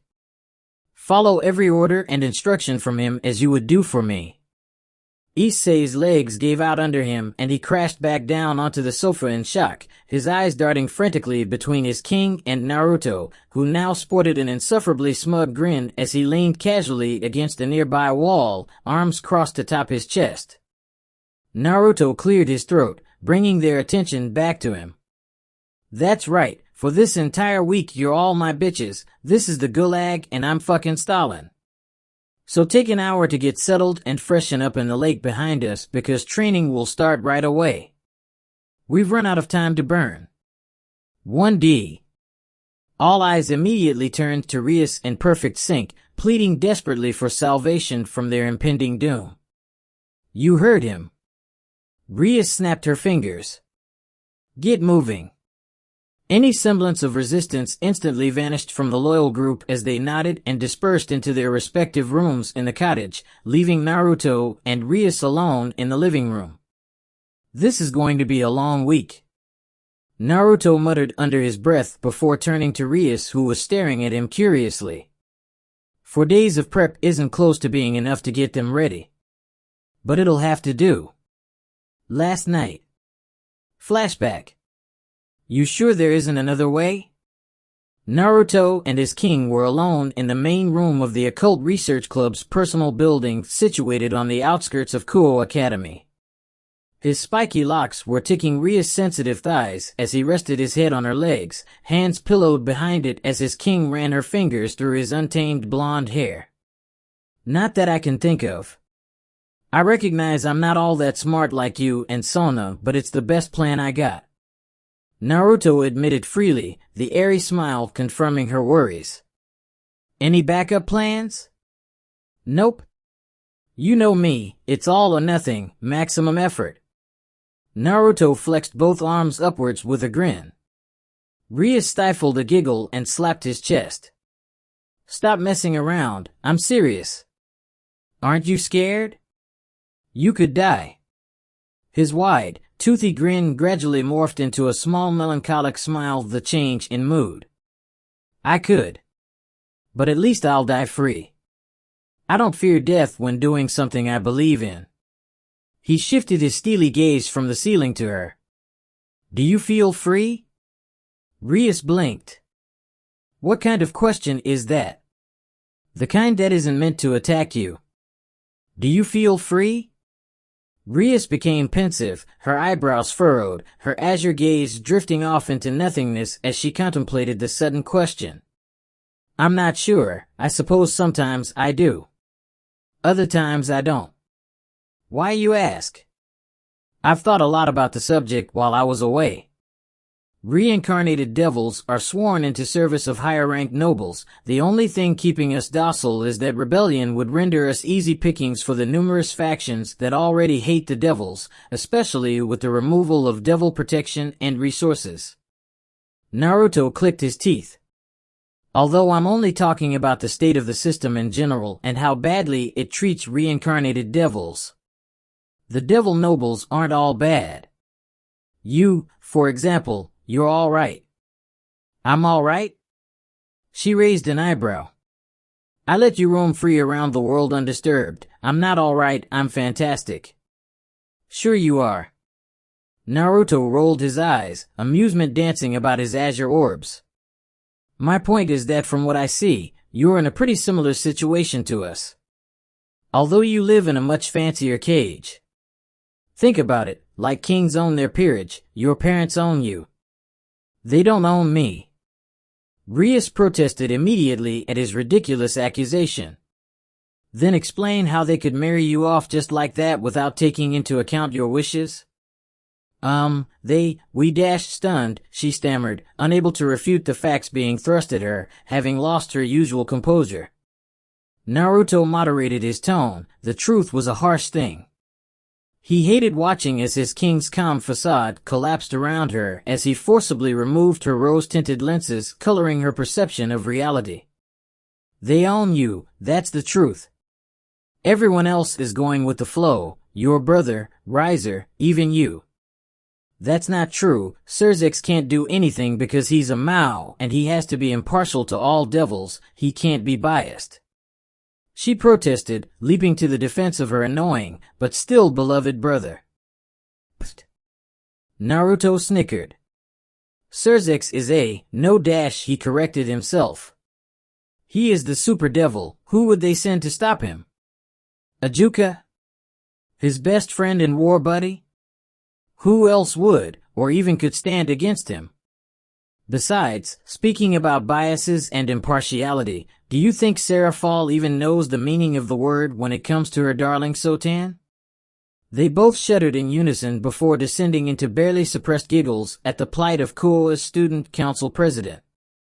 Elsewhere, Sona's ears twitched and she put down her fountain pen, pinching the bridge of her delicate nose. Someone was talking about her behind her back again.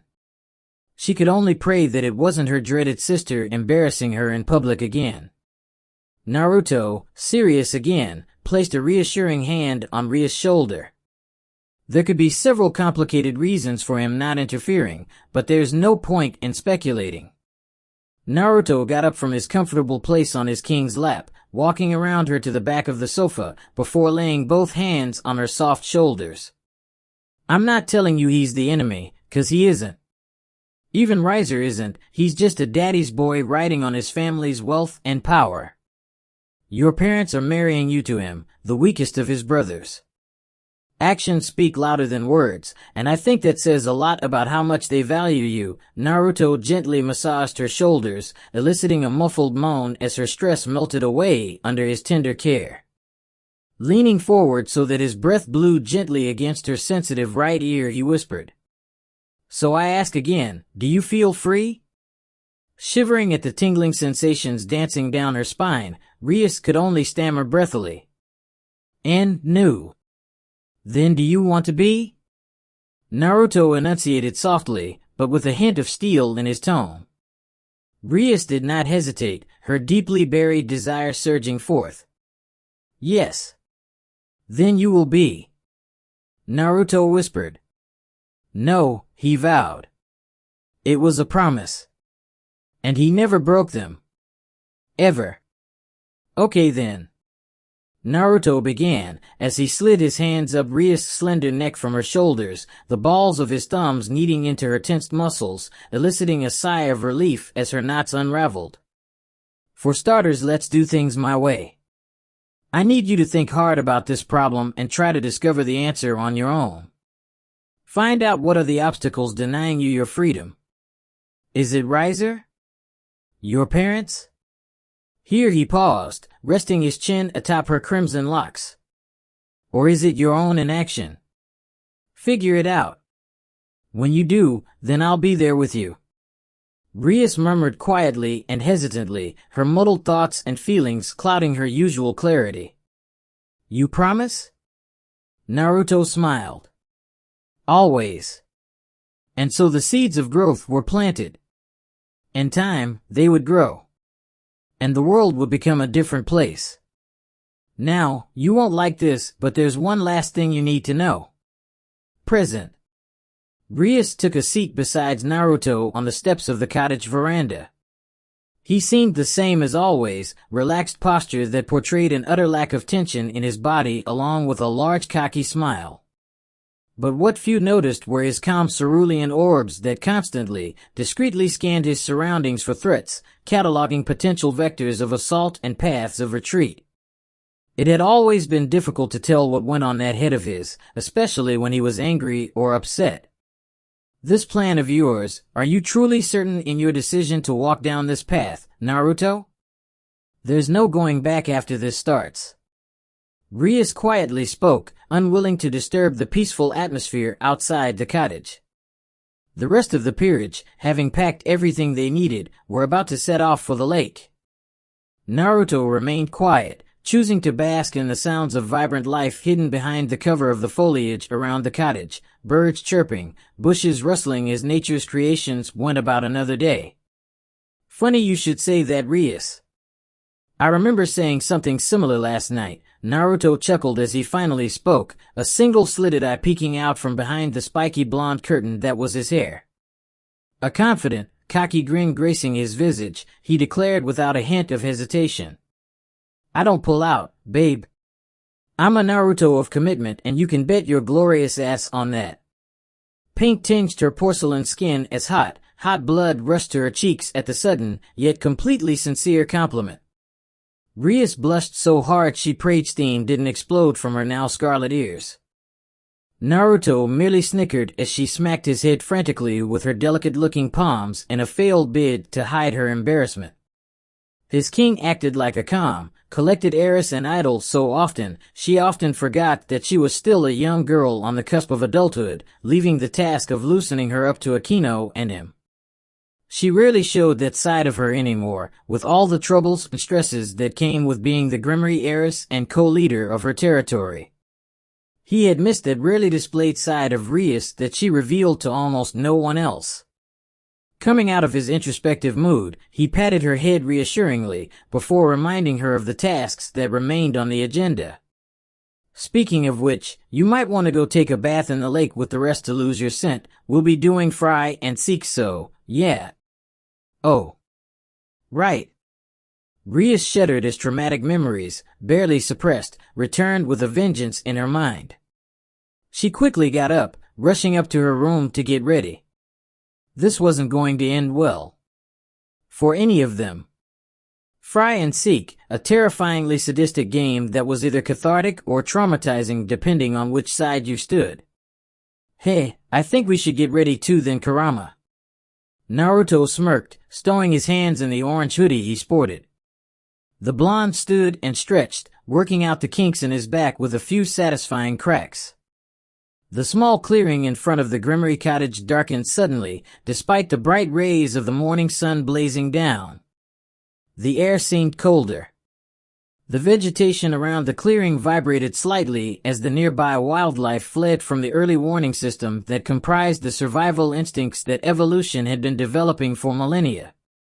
Primal fear. Seemingly unbothered by the change in atmosphere, Naruto spun about to enter the cottage to gather some supplies. Before he paused with one foot past the threshold of the cottage door. Kurama? There was now absolute silence in the once bustling clearing filled with life. Naruto wore a dastardly, toothy grin that bared his polished white teeth like an apex predator baring its fangs. Do try not to kill anyone, all right? I'm quite fond of them. It was then that a thrumming echoed through the forest around the cottage. Sheer bloodlust. Nopromiss. At the lake. Issei had decided. Whatever slight, insult or outright torture Naruto leveled at him, all was forgiven. Because the blonde had decreed that the peerage was to freshen up at the lake. Together. The disgusted glare Kaneko had thrown at him when she realized the implications of that particular order had made him feel like a worm who should have been crushed under her heel and grinded underground. But the petite rook was powerless to question the order that Naruto, who was now firmly in charge, had given to freshen up in the lake. Together. And so Issei could now die happy. Drake had simply given up and retired into the boosted gear as Issei went to his happy place.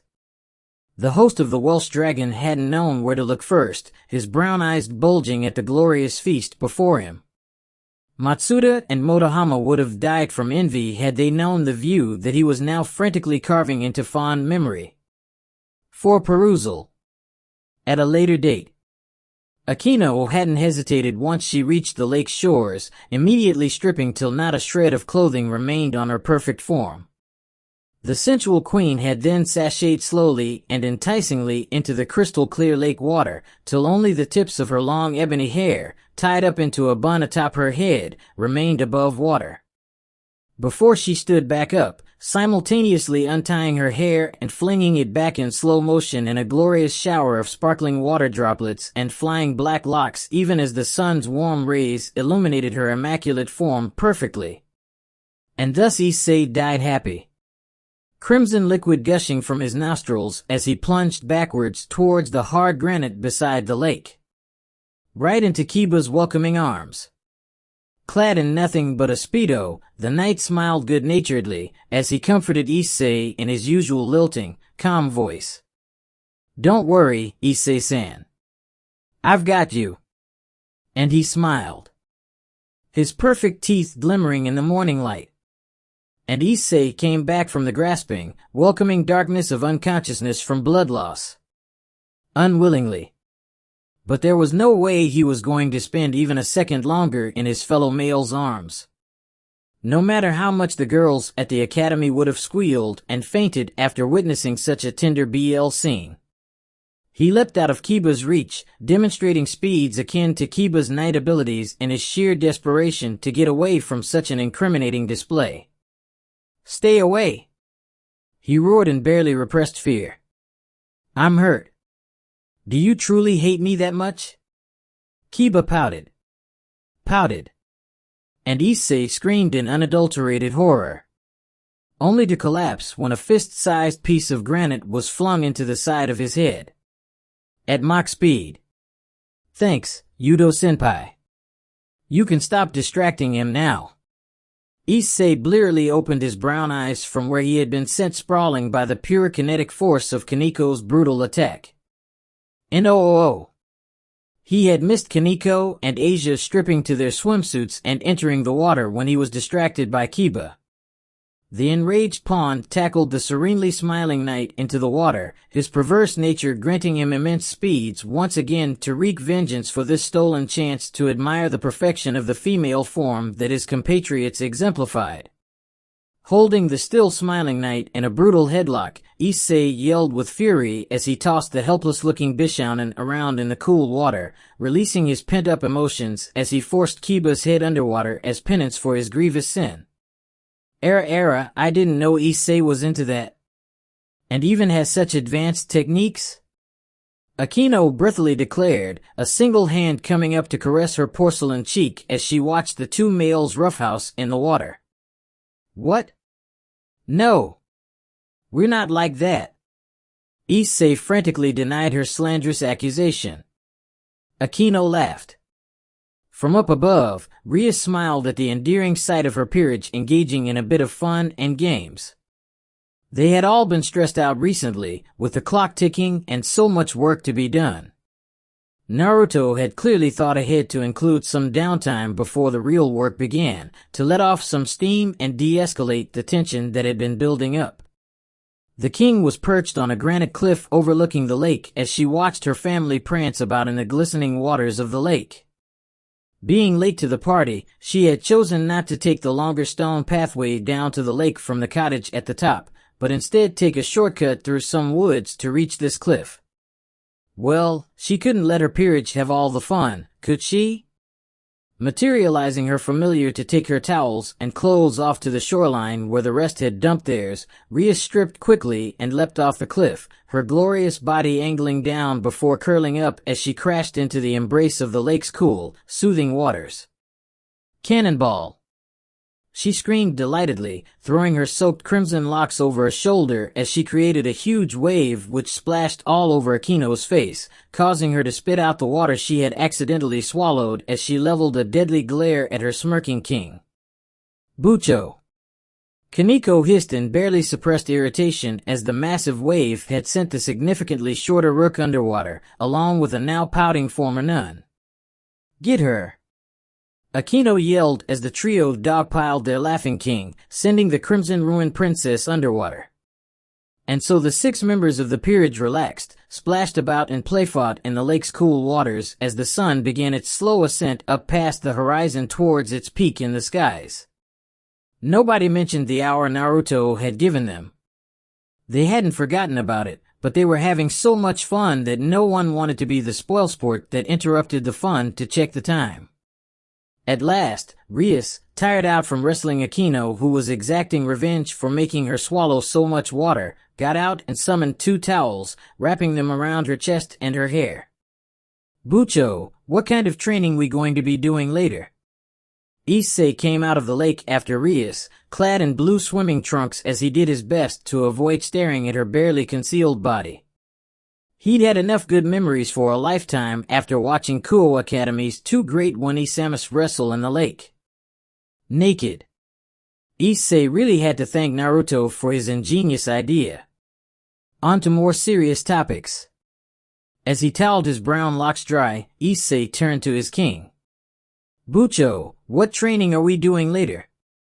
Rias hummed, placing a long finger on her chin, searching her memory for recollection of what Naruto had told her before she came down. Today we're doing Fry and Seek. In the lake, Akino, whom was still massaging Kaneko's hair, jolted upon hearing that name. We're what now? Issei tilted his head in confusion, resembling an adorable puppy. What's Fry and Seek? Fufufu, it's a game we used to play all those years ago. Rias, Naruto, and I had our version of hide and seek, albeit one with magic. It was both for fun and for training purposes.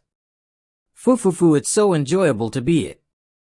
Akino reminisced on a fond memory, a trademarked sadistic smile decorating her beautiful features as she placed a long finger on her succulent red lips.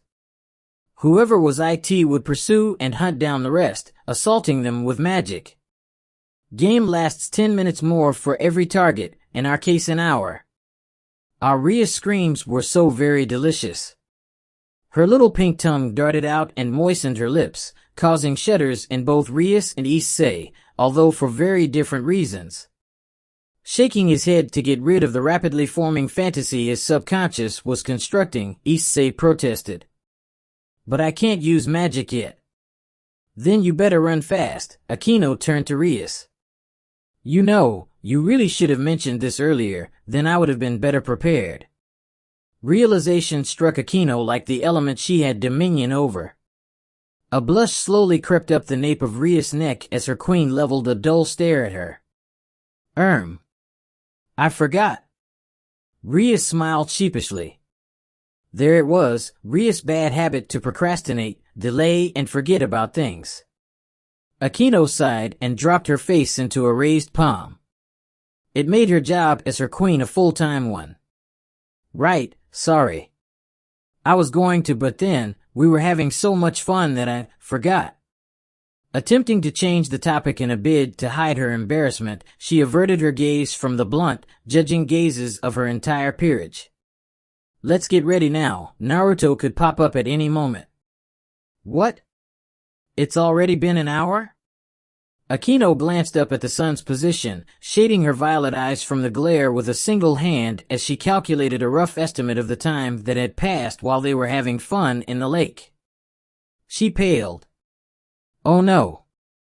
Akino hurriedly scooped up an adorably confused Asia before speeding to shore with Kiba and Kaneko right behind. With a quick burst of heat from a magic circle, she dried off her long hair, twisting it into a bun to avoid it being caught when fleeing later, wincing at the damage such a shortcut would do to her beloved ebony locks. As she hurriedly wriggled into a black tracksuit left on shore, she warned the others.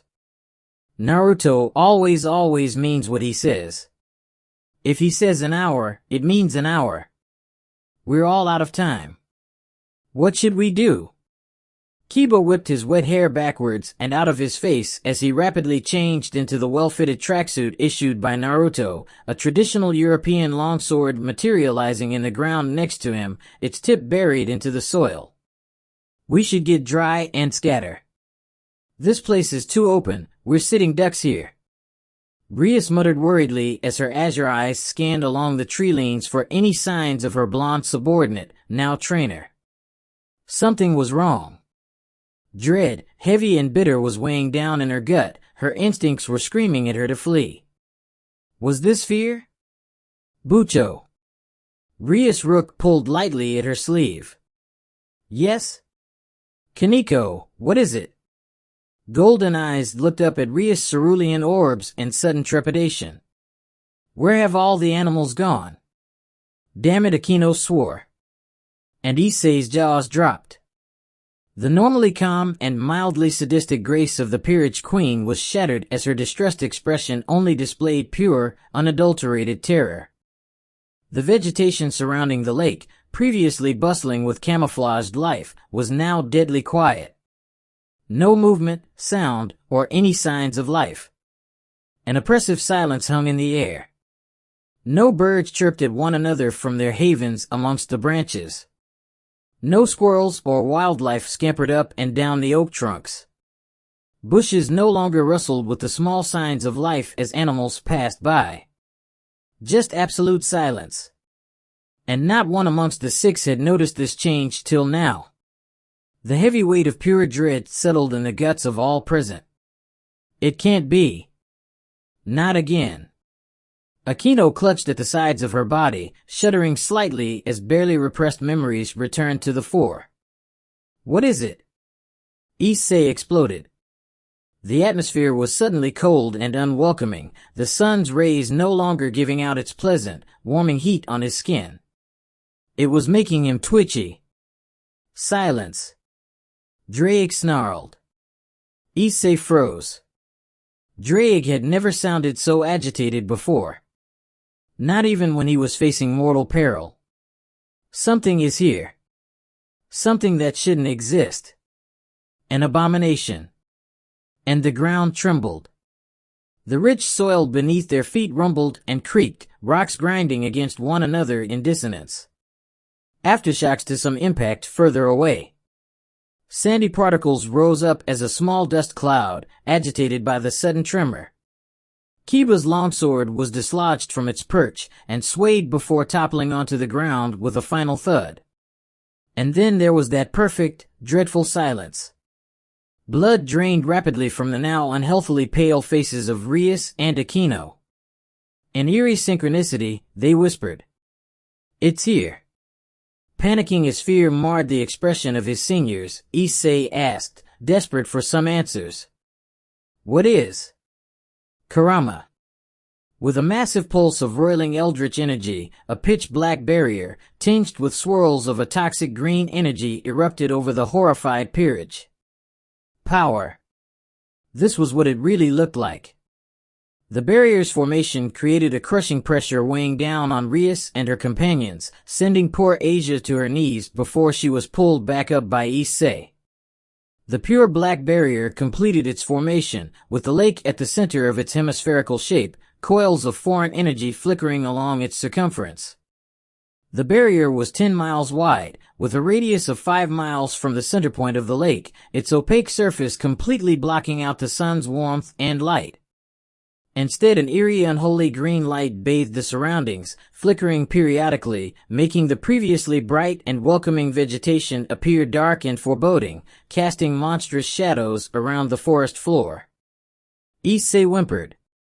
And then it appeared. A roiling mass of unholy energy appeared, perfectly suspended over the lake's surface. Tendrils of energy, colored in varying hues of the purest of black, to a toxic, dark green.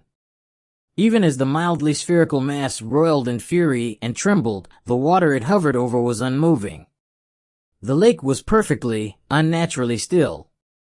No ripples, waves, or any form of movement, resembling a picture-perfect mirror, creating a perfect reflection of the now wildly spinning ball of eldritch power. Frothing with barely suppressed energy, the sphere grew bigger and thicker, till it ceased all movement. Issei whispered, horrified. My God! The pain from invoking the Lord's name barely registered on the stunned devils rooted helplessly to the spot. And then the perfect orb imploded, sending all 6 spectators to their knees. The massive explosion blasted past their fallen forms, energy radiating out as the lake finally reacted, massive waves soaking all around the lake, as trees and bushes gave way to the inexorable tide of pure energy blasting outwards. Coughing and gasping, they regained their feet, leaning on each other as they struggled to stand. As the obscuring smoke cleared, it was then that they truly knew fear. 6 pupilless, slitted eyes blazed red with barely contained malice. Steam hissed out from massive, drooling jaws with fangs longer and sharper than the best blades Kiba could conjure. The abomination's pointed snout spun about with an achingly slow pace, long ears flicking about in a parody of a rabbit's own as its massively muscled neck rotated about to face its prey. For the spectators to its reformation could be nothing else in the face of its unholy might. For limbs given form from pure eldritch energy rippled with power as its muscled flesh, clad in rippling, flickering fur reminiscent of the darkest of flames smashed into the shore's surface, creating craters where its paws touched. Its long, powerful tail flicked left and right disdainfully, smashing apart century-old trees, felling them with contemptuous ease.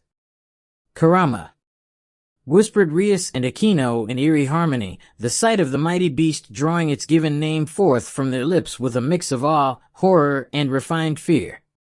Kurama drew its first breath in this birth, its yawning jaws opening as it inhaled forcefully, sucking in massive amounts of air, creating a vortex sucking in anything not tied down, clothes, equipment, earth, even a tree or two before it stopped. And roared. The scream of pure power nearly permanently deafened the 6 frozen devils, nay, insects before it as the beast declared its dominion over its surroundings, a blast of sound felling trees and flattening vegetation. Sent flying from the wall of immense pressure, the peerage were awoken from their helpless paralysis. Are you in? And so they did. Issei scooped up a stiff Asia in his arms, a full bridal carry which would have usually inspired a pleased flush and a smile that could light up entire rooms, but barely created any reaction on a face frozen in stark fear. His leathery wings flicking out with a whoosh, Issei found that he could fly with both speed and ease when he was actually properly motivated. Fear was a great motivator. Aquino scooped up Kaneko into her arms, the petite rook immediately latching onto her torso for dear life, appearing to all like a terrified feline clinging to a tree for support, as the queen unfurled her own wings, soaring off in the exact opposite direction that Issei and Asia had disappeared to. After seeing to it that the majority of her family had already fled, Rias prepared to retreat herself, rotating about in the air as her leathery wings struggled to carry her about with its usual speed, as the pressure of being near Kurama's aura of malice had yet to abate. Until she spotted Kiba. An anguished expression appeared on her face, she screamed in horror. Kiba! What in Oniai-sama's name are you doing? You can't fight that thing. Run! Kiba smiled wearily at his king. I can't. I've drawn my sword.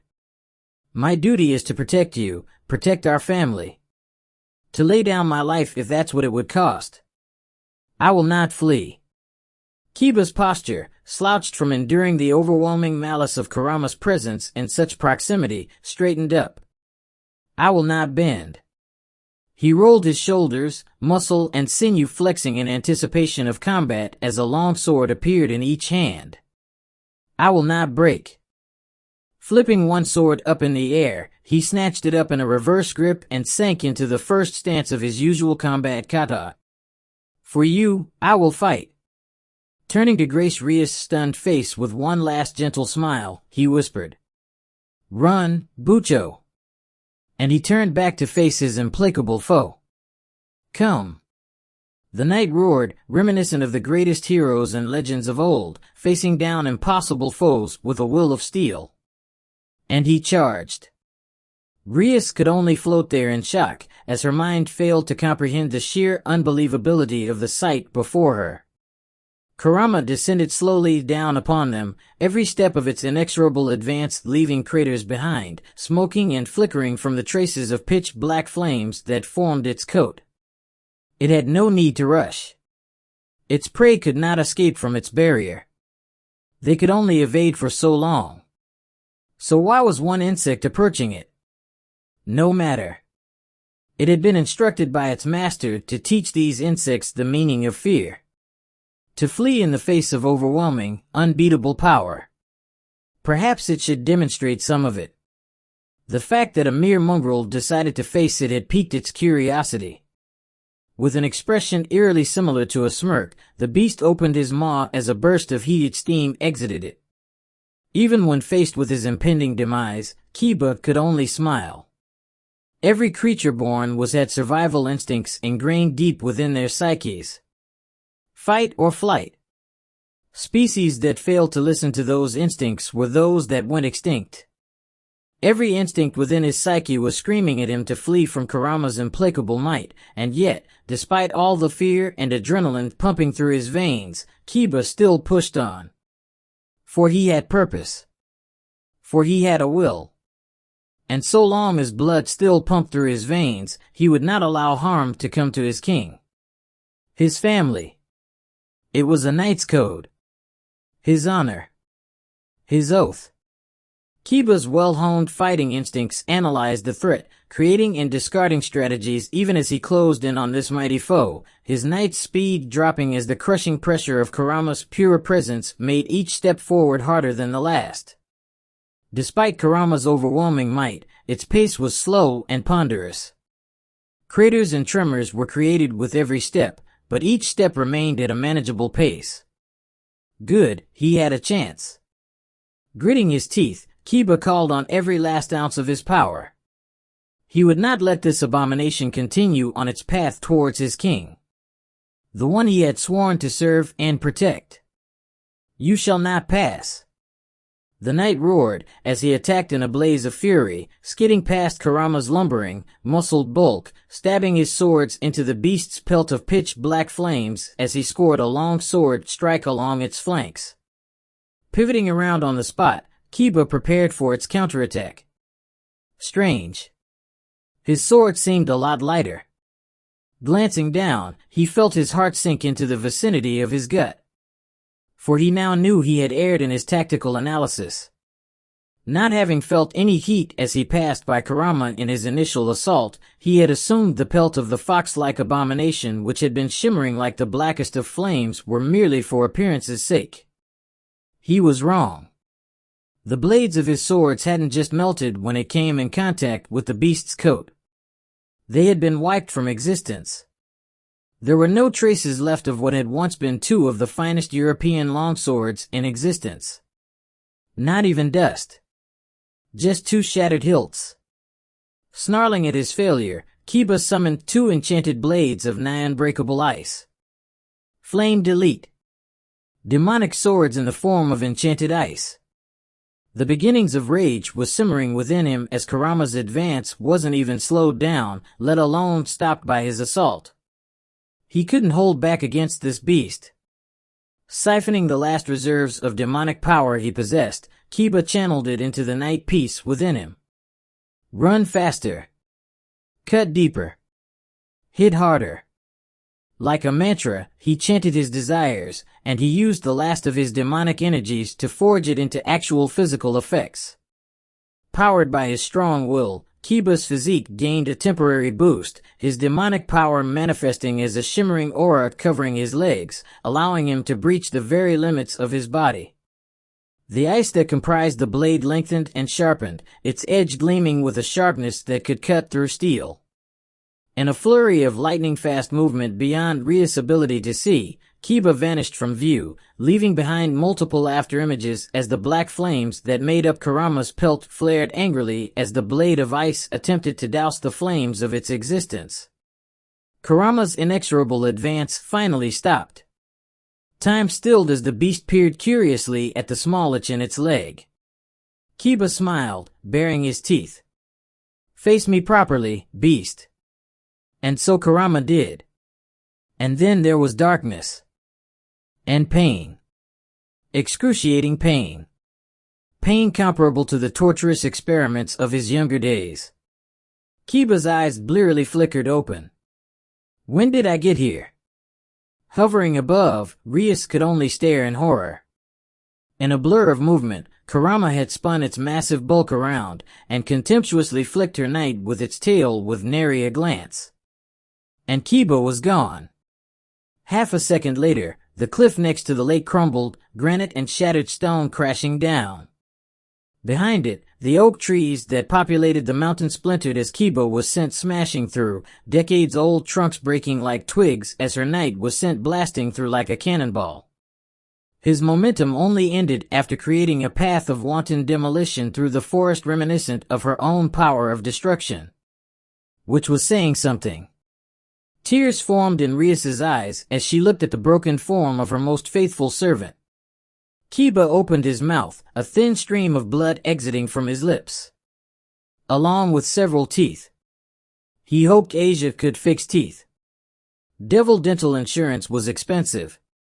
Through his blurry, swirling vision, he spotted a black silhouette approach him. "Is it not over?" He moaned in pain-filled deliriousness. The beast paused its advance, as if it was actually considering his plea. Then it shook its massive snout side to side, the universal sign for rejection. And Kiba paled.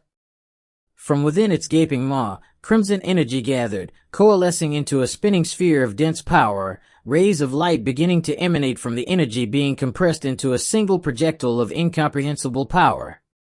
Kiba's eyes widened, his expression pleading. "Please?" The beast hesitated for a moment. Hope blossomed in his beseeching gaze. Then the eldritch abomination grinned. A horrifying facsimile of the Cheshire grin. And then it fired. And he knew no more. 15 minutes later. That was pathetic. Naruto peered over at his fallen compatriots from his extremely comfortable perch, swinging gently in a hammock set up on the cottage porch. Adjusting his sunglasses, he paused to take a sip from the smoothie he was nursing, the picture-perfect display of aloof, blissful relaxation. And Rias couldn't even summon up the energy to protest. The remnants of her peerage lay exhausted in the clearing facing the porch of the cottage, reduced to insensate lumps barely possessing enough energy to breathe, let alone consider attacking the smug scumbag who had been the cause of all their suffering. Naruto's grin widened, his eyes shone with satisfaction. There was nothing more enjoyable than watching other people suffer for their own good. Especially so if you just happen to be the cause of it. Schadenfreude indeed. On a side note, he really had to get more of these smoothies. They were delicious. He had been mildly surprised when the first casualty came in barely 3 minutes into the exercise. A tendril of eldritch energy had wriggled into the formerly empty clearing before depositing its load and returning to the entity that it had divided from. A quick glance at the insensate form sprawled on the lawn had failed to glean his or her identity, so Naruto hopped off his hammock to investigate further. He winced. That had to have hurt. A lot. The corpse-like figure was still smoking from enduring one of Kurama's energy blasts. That was actually impressive. Despite Kurama holding back massively, surviving a direct hit was no easy feat. No wonder the beast had actually decided to make the effort in returning what had formerly been Kiba to the cottage instead of leaving the devil behind in the crater Kurama had beaten him into. Kiba's skin was steaming, with his luxurious, smooth blonde hair completely burned off, his previously mildly tanned skin now a bright crimson hue, with a more than passing resemblance to a freshly boiled lobster. Needless to say, his clothes hadn't survived either. Naruto paused. Something wasn't right here. Confused, he carefully prodded Kiba with his foot, pushing the former knight over to lie on his side, the insensate lump having no visible reaction except a slight change in the pitch of his constant moan of agony. Damn. Naruto winced in sympathy. Devil or not, he was pretty sure spines weren't supposed to bend that way.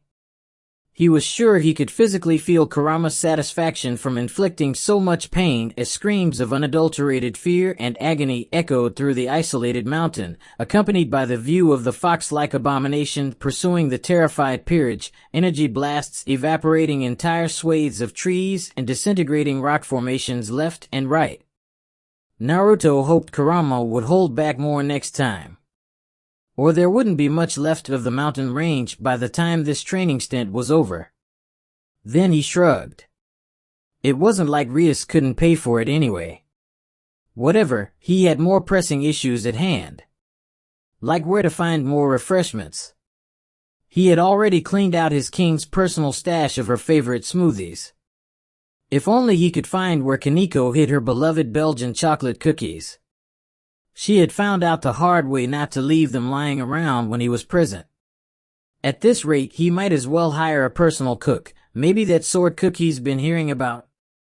The rest of the peerage turned up later, in varying states of disarray.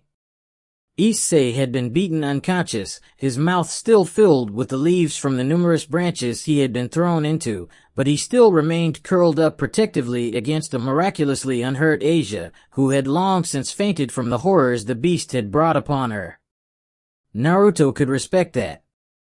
Issei may have been a perverted, idiotic, naive kid, but he had will and guts to spare. And then came Kaneko. The small rook wasn't terribly injured, although her white locks were singed and her tail was now furless. Her rook endurance had helped when she failed to dodge Kurama's energy blasts.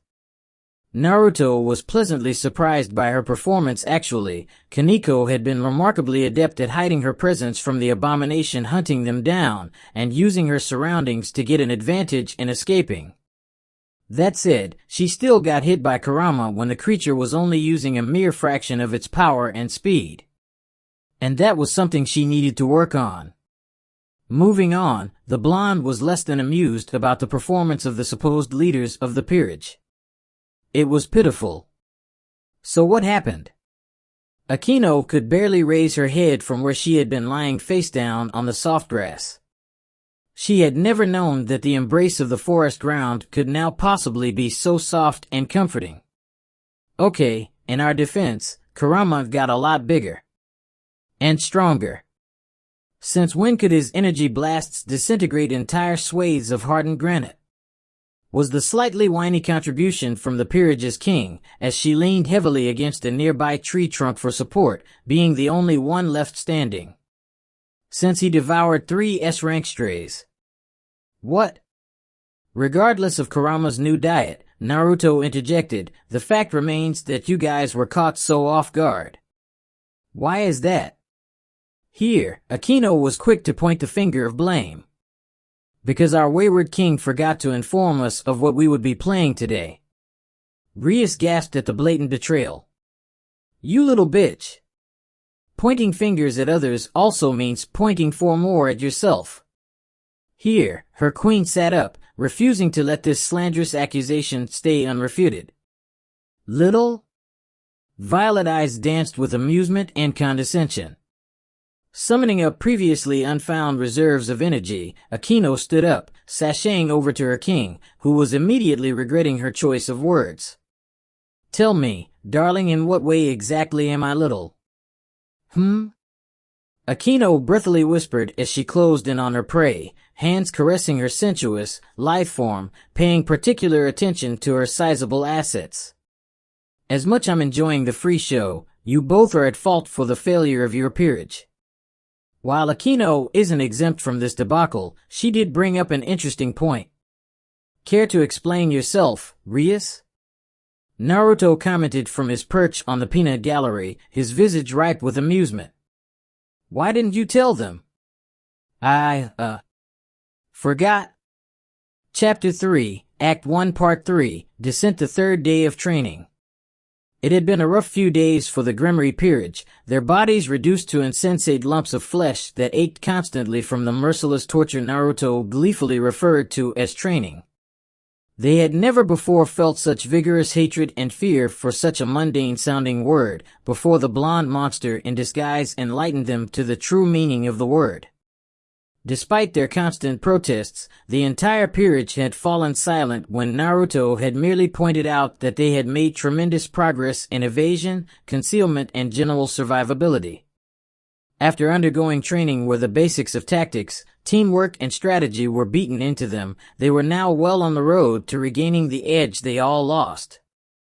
They had been horrified to find out that Fry and Seek trademark had been one of the easier activities that Naruto had in store for them. After getting hunted down and brutally roasted by the fox-like abomination one too many times in the first 2 days alone, the peerage elected for more constructive activities.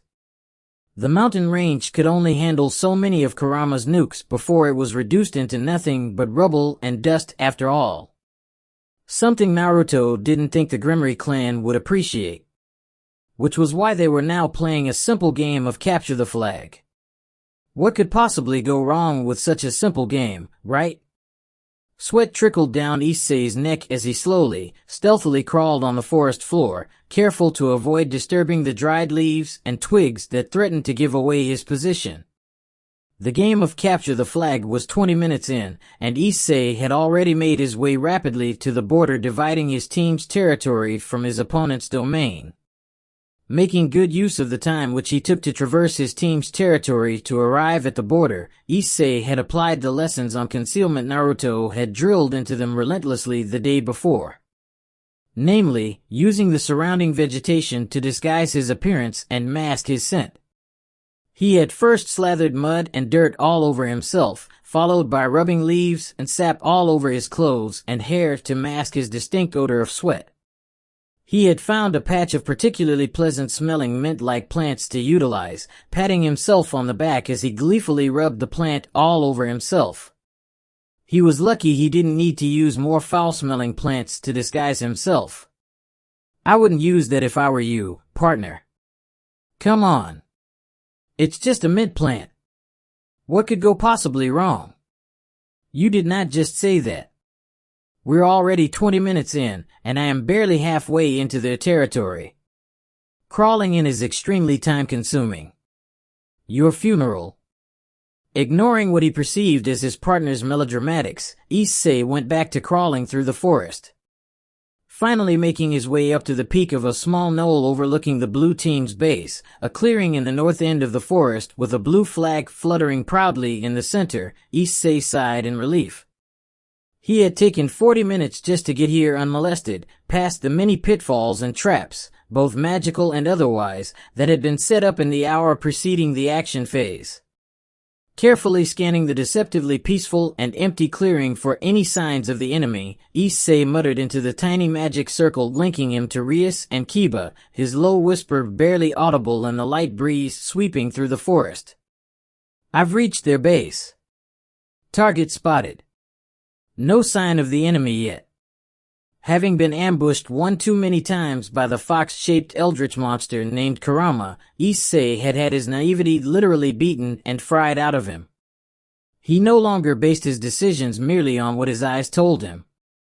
Both his sanity and his body was on the verge of collapse after countless beatdowns inflicted upon the poor pawn. There was no way that Akino had left behind no one to guard their prize. She was far too intelligent to leave such a gaping hole in her defenses for her opponents. Plus there was no way she would miss out on the opportunity to inflict a little pain on her darling Kuhais. Message conveyed, Issei quickly re-established radio silence and stealthily crawled away. He may have given away his position already. He needed to move. The blue flag fluttering innocently in the breeze was right out in the open, and it seemed unassailable without being spotted almost instantly. He needed a distraction. Issei grinned. Distracting the enemy was his specialty. Especially those of the female variety. He hadn't come this far without making prior preparations. A perverted giggle escaped him. Drake left the chat. 1L. How did I know he left the chat? Wait. What chat? The brunette shook his head and executed his dastardly plan, cackling mentally as he went about his work. In the cottage. No way. Naruto yelled, howling with laughter as he fell out of his perch on his beloved hammock, barely saving the smoothie he had been sipping earlier from falling to a gruesome death on the cottage veranda.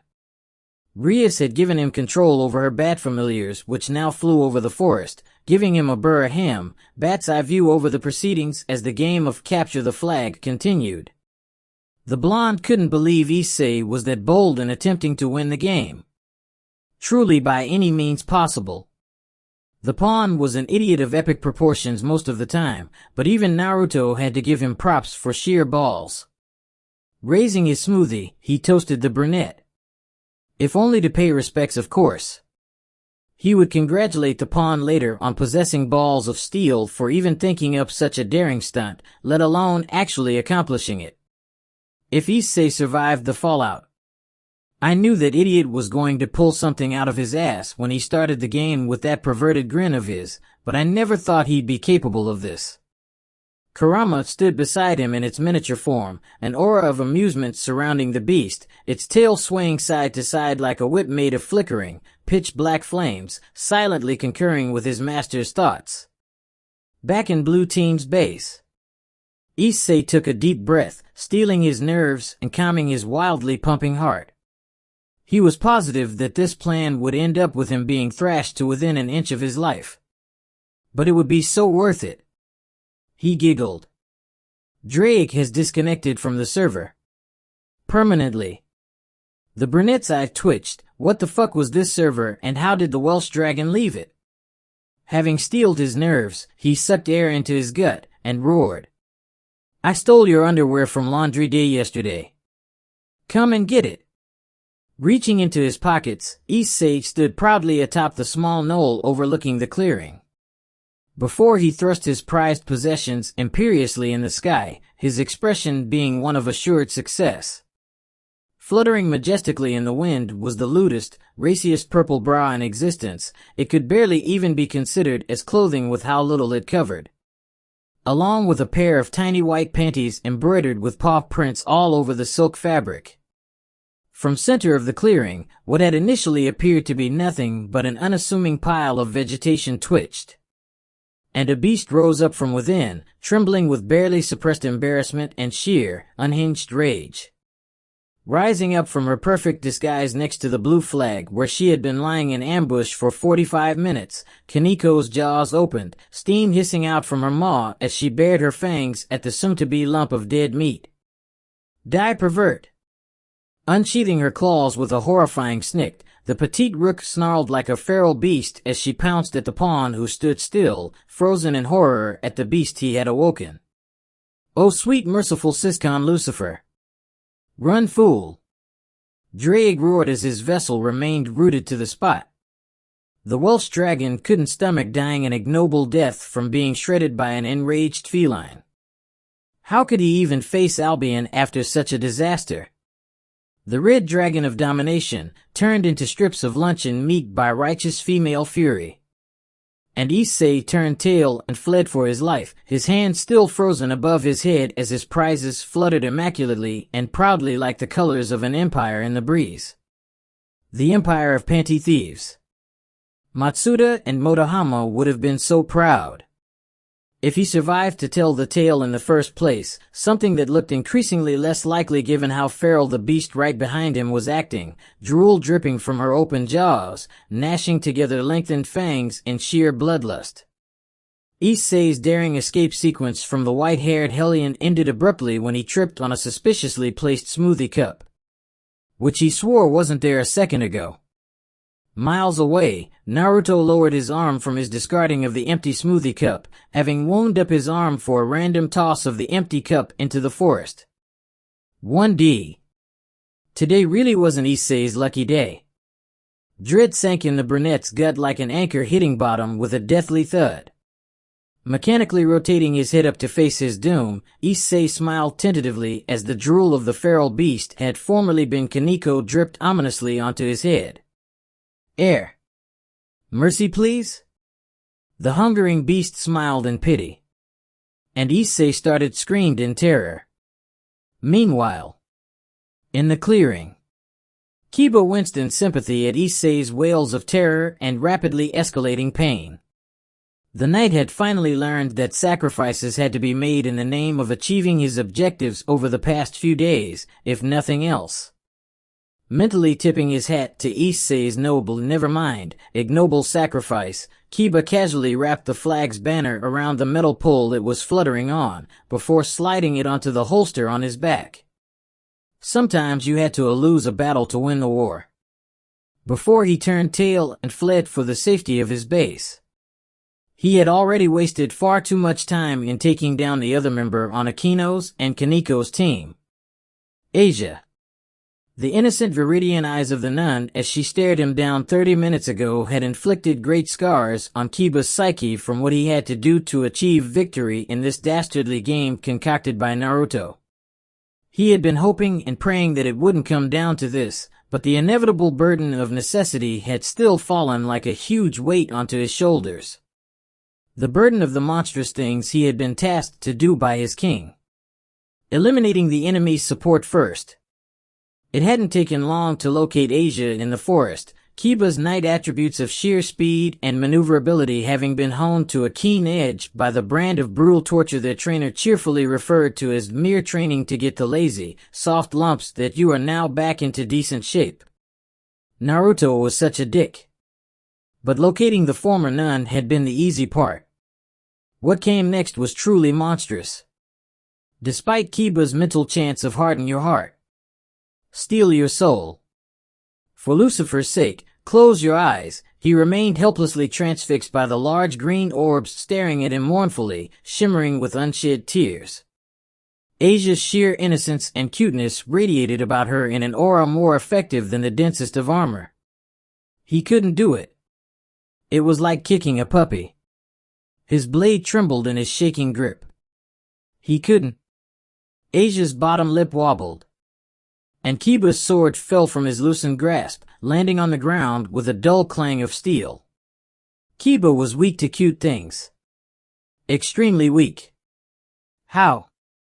Had she been taking lessons in weaponizing cuteness from Kaneko? Kiba groaned. Please don't hurt me, senpai. Blood spurted out of Kiba's mouth and he fell to the ground, legs softening like jelly at the critical hit. Yay, the little blonde bishop cheered, waving her dainty hands about, an expression of euphoric joy in seemingly avoiding a conflict with her erstwhile enemy. During the briefing Akino had conducted earlier, Asia had been worried that she would be useless in the ensuing game of capture the flag. But the smiling queen had merely squealed while pinching her cheeks gently, reassuring the anxious former nun. If even I can't stop myself from squeeing at your adorable nature, there's no way Kiba's gonna be able to resist your weaponized cuteness. Ah, see me, you little bundle of joy. Before squeezing the bemused nun into her bountiful chest, rendering Asia barely able to breathe. Which was what led to Kiba's predicament. Even after having had his needless chivalry on the battlefield beaten from him, Kiba was still inherently weak to the sheer adorableness that Asia radiated naturally. Then his predicament got worse. Asia hadn't just learned how to use her innate cuteness like a weapon. She had her eyes open to the myriad ways her twilight healing could be used offensively too. Naruto was truly a twisted bastard. The night before. Hey you. Little ball of cuteness. The blonde casually said, beckoning at the confused bishop. Me? She tilted her head adorably. Naruto pinched his nose to staunch the little drop of blood that threatened to leak from his nostrils, gods damn it all. Her cuteness really was deadly. Yes, you. He sighed. The petite bishop trotted over to the blonde, who was reclining comfortably on a wooden bench, taking a seat next to Naruto as he patted the spot beside him. Your sacred gear is a great gift, but it's being limited in its versatility by your sheer innocence. You only saw its potential to heal and support your teammates, and then proceeded to study up on medical knowledge and anatomy to better use its power. Naruto began gently, as Asia nodded in agreement, sensing him but incoming. But did you realize that someone who knows the best ways to heal someone also possesses the knowledge on how best to hurt them? Came the inevitable conclusion. Blonde hair swung about as Asia shook her head vigorously, mumbling, "But I can't bear hurting anyone. It makes me feel bad. It makes me feel guilt and pain," she murmured, in a tone that suggested she was revealing her deepest, darkest secrets. "I must be so useless, I can't even stomach the thought of hurting the ones that want to harm me, even kill me." Tears gathered like little precious pearls in her viridian orbs. Naruto sighed. Even he wasn't heartless enough to diminish the pure innocence that exemplified, no, formed the very core of Asia's being. It was, literally, who she was. Patting her soft blonde hair gently and soothingly, he gave the little bishop a comforting hug, her petite frame fitting well in the comparatively cavernous embrace of his arms and torso. She blushed cutely at the warmth of his hug. Resting his chin atop her soft hair, Naruto continued, speaking seriously, yet mournfully. "You are not useless." Steel tinged his tone, conveying the strength of his belief. "Your innocence and purity is what embodies you. It is a precious, rare gift fast dwindling in this cruel world. It should never be tarnished by the evil festering in the shadows in this world. You forgive those that threaten you with grace and mercy, begging to die in place of those whom you regard as precious to you." Naruto praised, pink tingling Asia's pale skin as she felt the pride in his voice. "But one day, the time will come that you will have to make a choice. Having been protected, sheltered from the harsh, cruel realities outside your fortress all your life, will you merely watch as the same evils threatening you turn around to harm those that you care for? That you cherish?" Naruto whispered slowly and with gravitas, allowing the bishop time to carefully consider his words. Asia stilled, conflicting thoughts and emotions plaguing the little girl that had never left the sheltered circle of comfort she had lived in all her life. She hesitated slightly. "But God told us to turn the other cheek to those who attack us. To bear it. To accept it."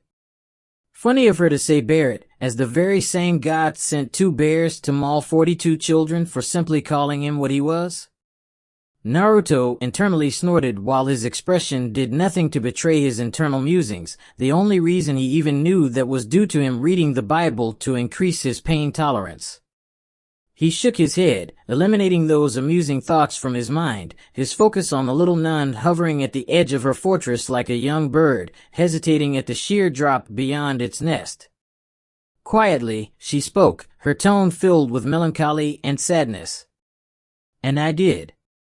All my life, I forgave and granted mercy to all who wronged me, hurt me, made me cry. It was okay, I was just a clumsy, naive nun, but I could accept their anger, accept the pain." Her melodious voice grew stronger. More confident. More self-assured. "But I can no longer just watch helplessly as they turn their malicious gaze to those I care about, those that I love." Will surge through her viridian orbs, protectiveness emanating from her desires. "I refuse to let harm befall those that mean the world to me. I can only beg forgiveness for using his gift to protect them. For the people I keep in my heart, I will give my all, to keep them safe." The tiny bird took the final step forth on the edge of her nest, reaching the absolute limit of the safety it provided. Drawing a breath that filled its small breast with courage, the bird faced the sheer drop without fear. And it leapt forth, out of the walls that had protected it since young, but was now a prison to its potential. Ready at last to spread its wings and join its kin in joyous rapture in the skies. And so what had once been a sheltered, innocent little nun, now took her first step down the hard path in becoming someone stronger. Someone who didn't compromise on her morals. Someone who retained the innocence, grace and mercy that made her who she was, but could and would step up into the cruel world. To face evil head-on. All to protect the ones that mattered the most to her. Naruto smiled. The tiny bishop now seemed taller. Much taller. Back in the forest. And so little Asia smiled apologetically, reaching forwards to gently tap Kiba's nose as the knight stood paralyzed by her adorable nature, her hands surrounded by a soothing miasma of green energy. "Forgive me, senpai. But I can't let you pass." And then she spread her little arms, standing solidly with her feet planted into the ground. To protect those that she loved. Kiba cried. But it was tears of pride at the growth the petite girl had shown. At the iron will that now strengthened the innocence she still retained. Perhaps it was time to show how his own will had been tempered. Ignoring the slight itch his nose developed after her light touch, Kiba stood back up, unheeding of the blood cascading down his mouth from her weaponized adorability, tears flowing down his face as he steeled his will, forged and tempered in the fires of suffering. He reached down, picking up his fallen sword, willing its edge to turn blunt, transforming the once fine longsword into what amounted to a blunt club. "I'm proud of you, Asia. Of your newfound will. Of your growth and determination." Peering unwaveringly into her shimmering green orbs, he continued. "Which is why you will have to forgive me.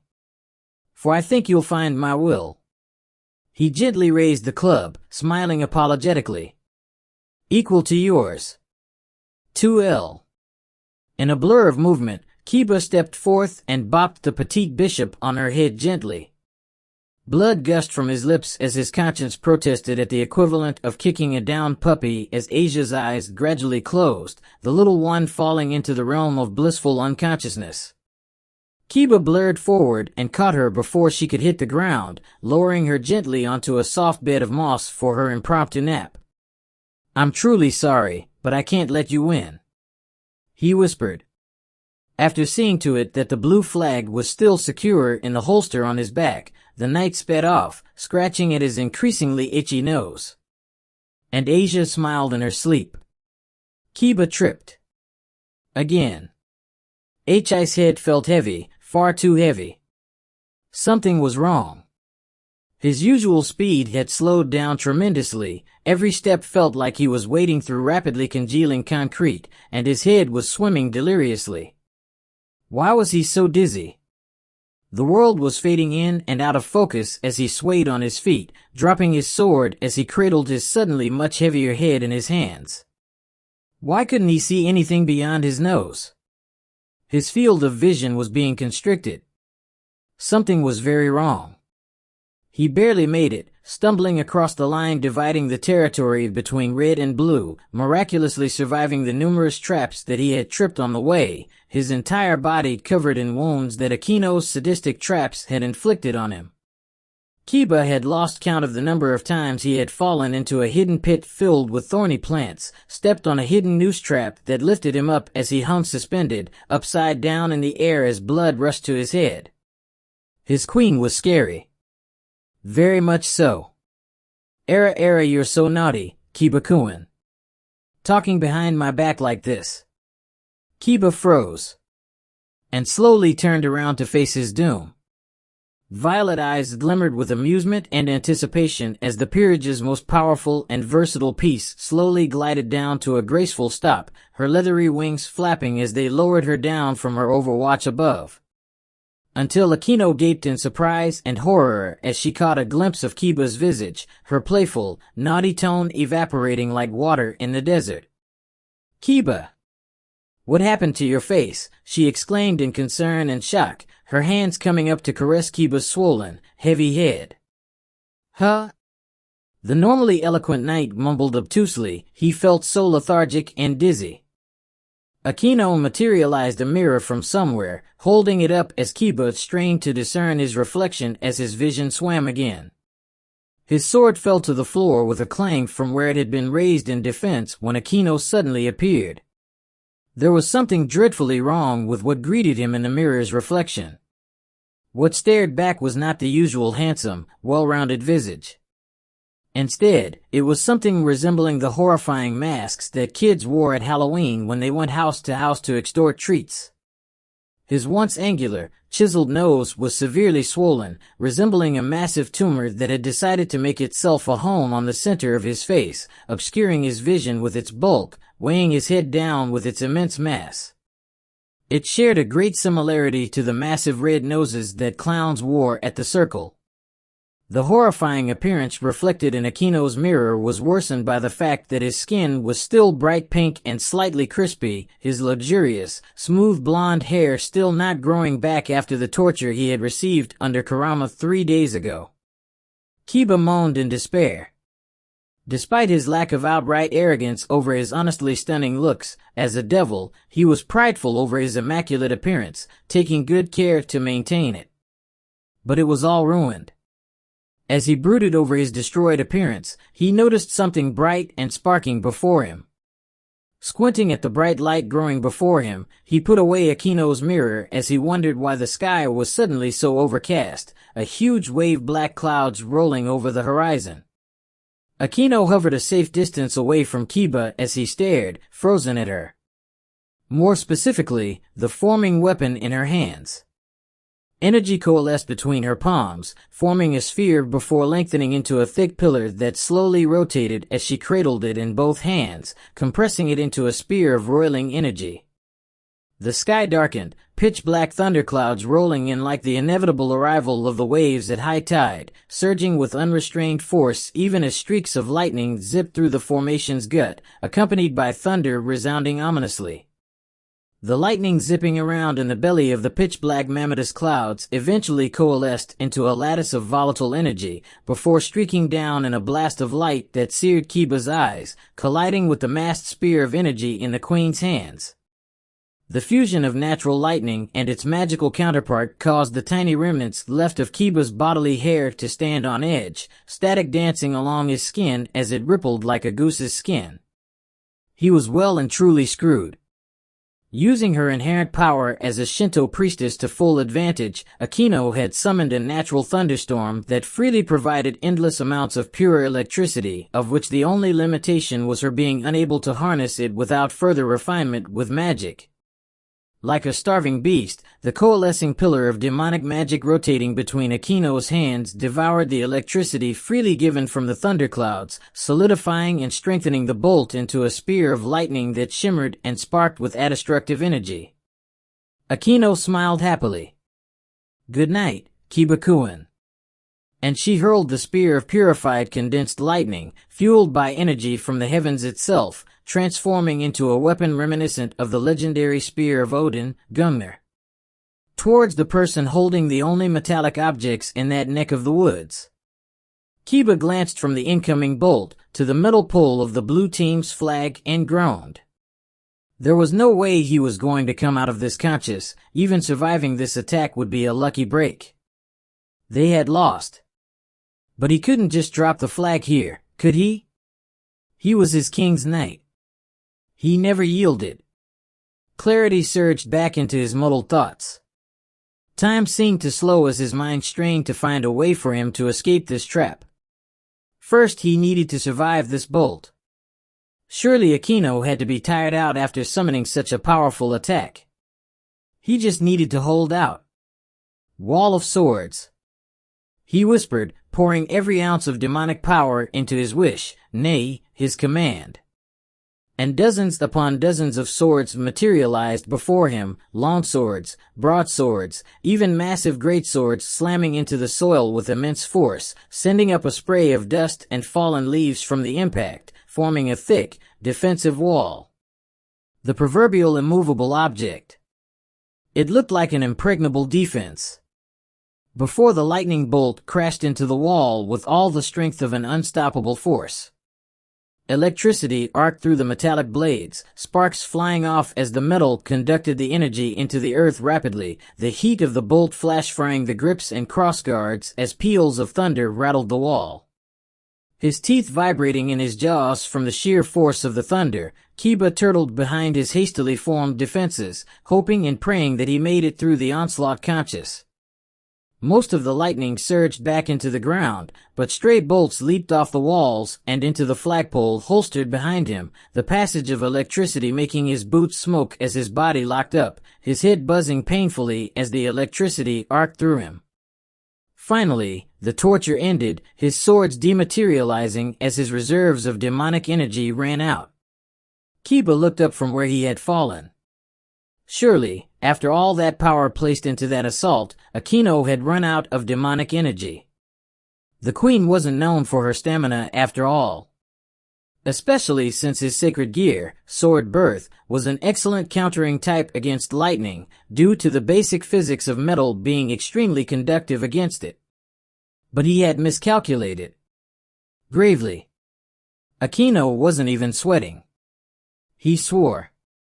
"Era, you're still conscious, Kiba-kun." "Well done," Akino merrily praised, clasping her hands together. Before she summoned another bolt, the thunderclouds above splitting apart as they crashed down burst after burst of lightning into the spear charging in her hands. The only difference was that this one was at least 3 times as large. Kiba gulped. He was truly screwed. There was no way he could even summon more than a single bread knife with the power he had left, let alone another wall. Just as he was about to close his eyes, accepting his fate, a flash of purple sword passed. The mystery projectile landed right on her head as Akino yelped in surprise. The bolt faded away with the lapse in concentration as Akino stared, puzzled at the object draped over her face. Kiba turned to face his savior. "Issei, that you?" Kiba could only guess at the identity of his savior by the brown color of his blood-matted hair, and the fact that only one other person wore the male Kuo Academy uniform, which hung in tatters over his exhausted form. As he stared numbly at the pawn who was bleeding rapidly from the insane number of lacerations decorating his entire body, only one thought came to mind. "How are you still conscious?" The knight presumed that Issei must have had lots of practice in resisting blood loss, from the number of times the life-sustaining liquid squirting from his nose whenever something perverted crossed his mind in the vicinity of a beautiful member of the opposite gender.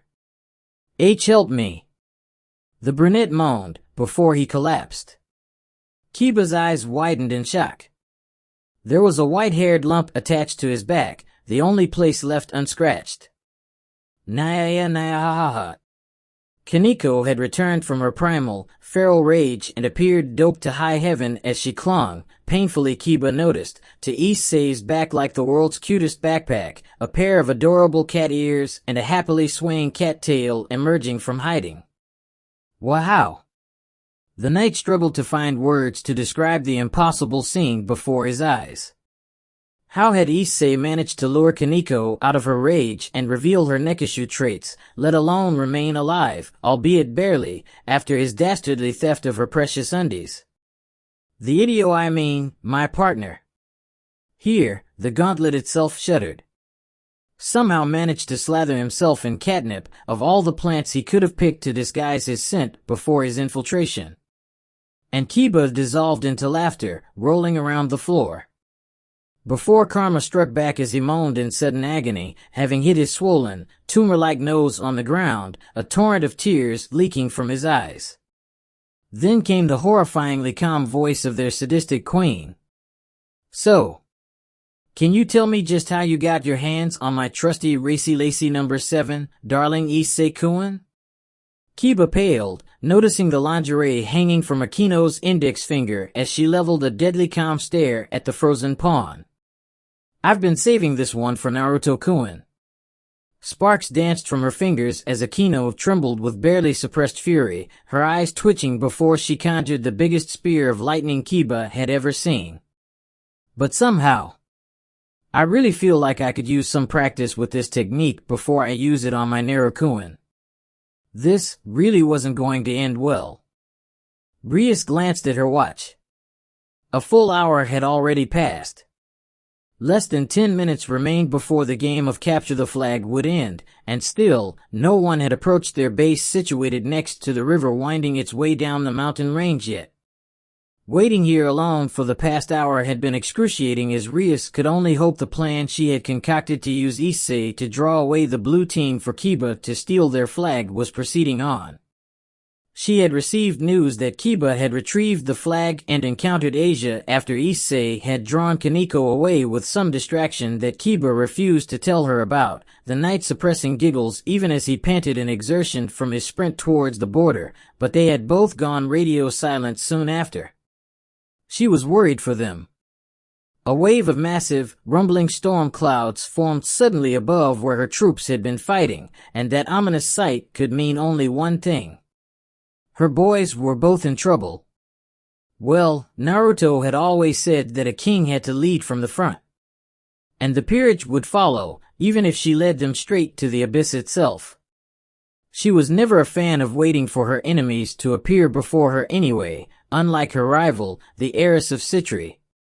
It was time for action. Take this, pervert Kuin. Akino raised her arms, the bolt no, the missile of lightning sparking and roiling with compressed power, and heaved it at the stunned duo on the floor, Kaneko having gotten out of her catnip-induced stupor and fled upon being confronted with overwhelming firepower. She had learnt that lesson well enough from her encounters with the abomination in their little games of fry and seek trademark. Thank you very much. The blinding light of the incoming missile blinded both Issei and the frozen knight flanking him, who just happened to be in the wrong place and the wrong time.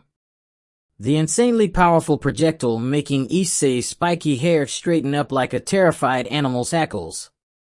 The force of the explosion was very nearly up to one of Kurama's energy blasts, which spoke volumes about Akino's true capabilities when filled with righteous fury.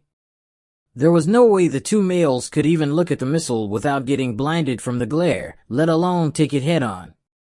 So why were they still conscious? Era Akino-chan. Isn't this a bit much? Their savior had finally arrived. Kiba sank down onto his stiff back in relief, his body still locked up from the stray electricity that leaped from the reddish-black shield surrounding the fallen duo. A shield made from destruction itself. The hemispherical shield shimmered with the powerful signature ability of the great kings of the underworld. The Bale family's destruction magic. The magic ate at the lightning missile's energy source directly, charging up its own power by devouring the energy from the electricity. Fueled by the very energy clashing against its might, the shield held strong, forming an unbreakable bulwark over the fallen males. Crimson hair flaring at the charged atmosphere between her queen and her teammates, Rias Grimmery stepped forth, her wings depositing her gently on the ground in front of her. The bald knight smiled gratefully at his king before conking out like his fellow male, trusting their safety to his sworn liege. Rias strengthened the barrier protecting her fallen teammates, pouring more energy to defend the boys that had given their all for her. She had never been so proud in being their leader. Rounding on her pouting queen, Rias prepared to deliver her lecture on knowing the boundaries of the pain one was allowed to inflict on allies. Before she stopped as she spotted something fluttering in the breeze. Akino. Is that Victoria's real secret? Her queen purred. Why, yes it is. Every woman's dream bra, Racy Lacy number 7, which lifts, firms and supports while feeling nearly weightless. Reciting the tagline that created mass rioting at the cashiers of every one of the lingerie store's outlets from memory, Akino smiled a smile so fake that any rational person down the street would have fled upon witnessing the terrifying sight.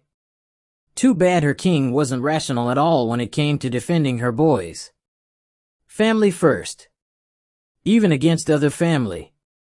I apologize for my idiot crossing the line, Rias tentatively began, watching carefully as Akino's brows twitched at her obvious attempt to defuse the ticking bomb, but don't you think you're overreacting a tad?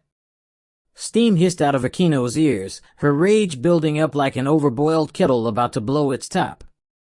And Rias went for the kill. Besides, it's not really Issei's fault that your jugs are so big that they sag, needing the assistance of a bra. And the boiling kettle detonated like a nuke. The forest would never recover fully from the ensuing clash. Ever. because by the time Naruto saw fit to intervene in the brewing catfight, nothing remained of the once vibrant ecosystem but ashes. The blonde had been having too much fun watching two of the most beautiful women he'd ever had the pleasure to know duke it out for the sake of Brayakov pride and honor. Though he wasn't quite sure why they both blushed like innocent maidens when he pointed that out when questioned on his lack of intervention. Kurama could only shake its head at its partner's denseness. The next day, Naruto smiled proudly at the rowdy lot that he had beaten back into fighting shape in an impossibly short time. They had started out 4 days with a go their edge long dulled from neglect and complacency, barely training enough to slow down the decline in their fighting capability. Now, they had already made great strides in progress, having a decent grasp of the basics of evasion, tracking, concealment, and overall survivability. The new inductees had also lost some of the naivety that came with being a newly reincarnated devil.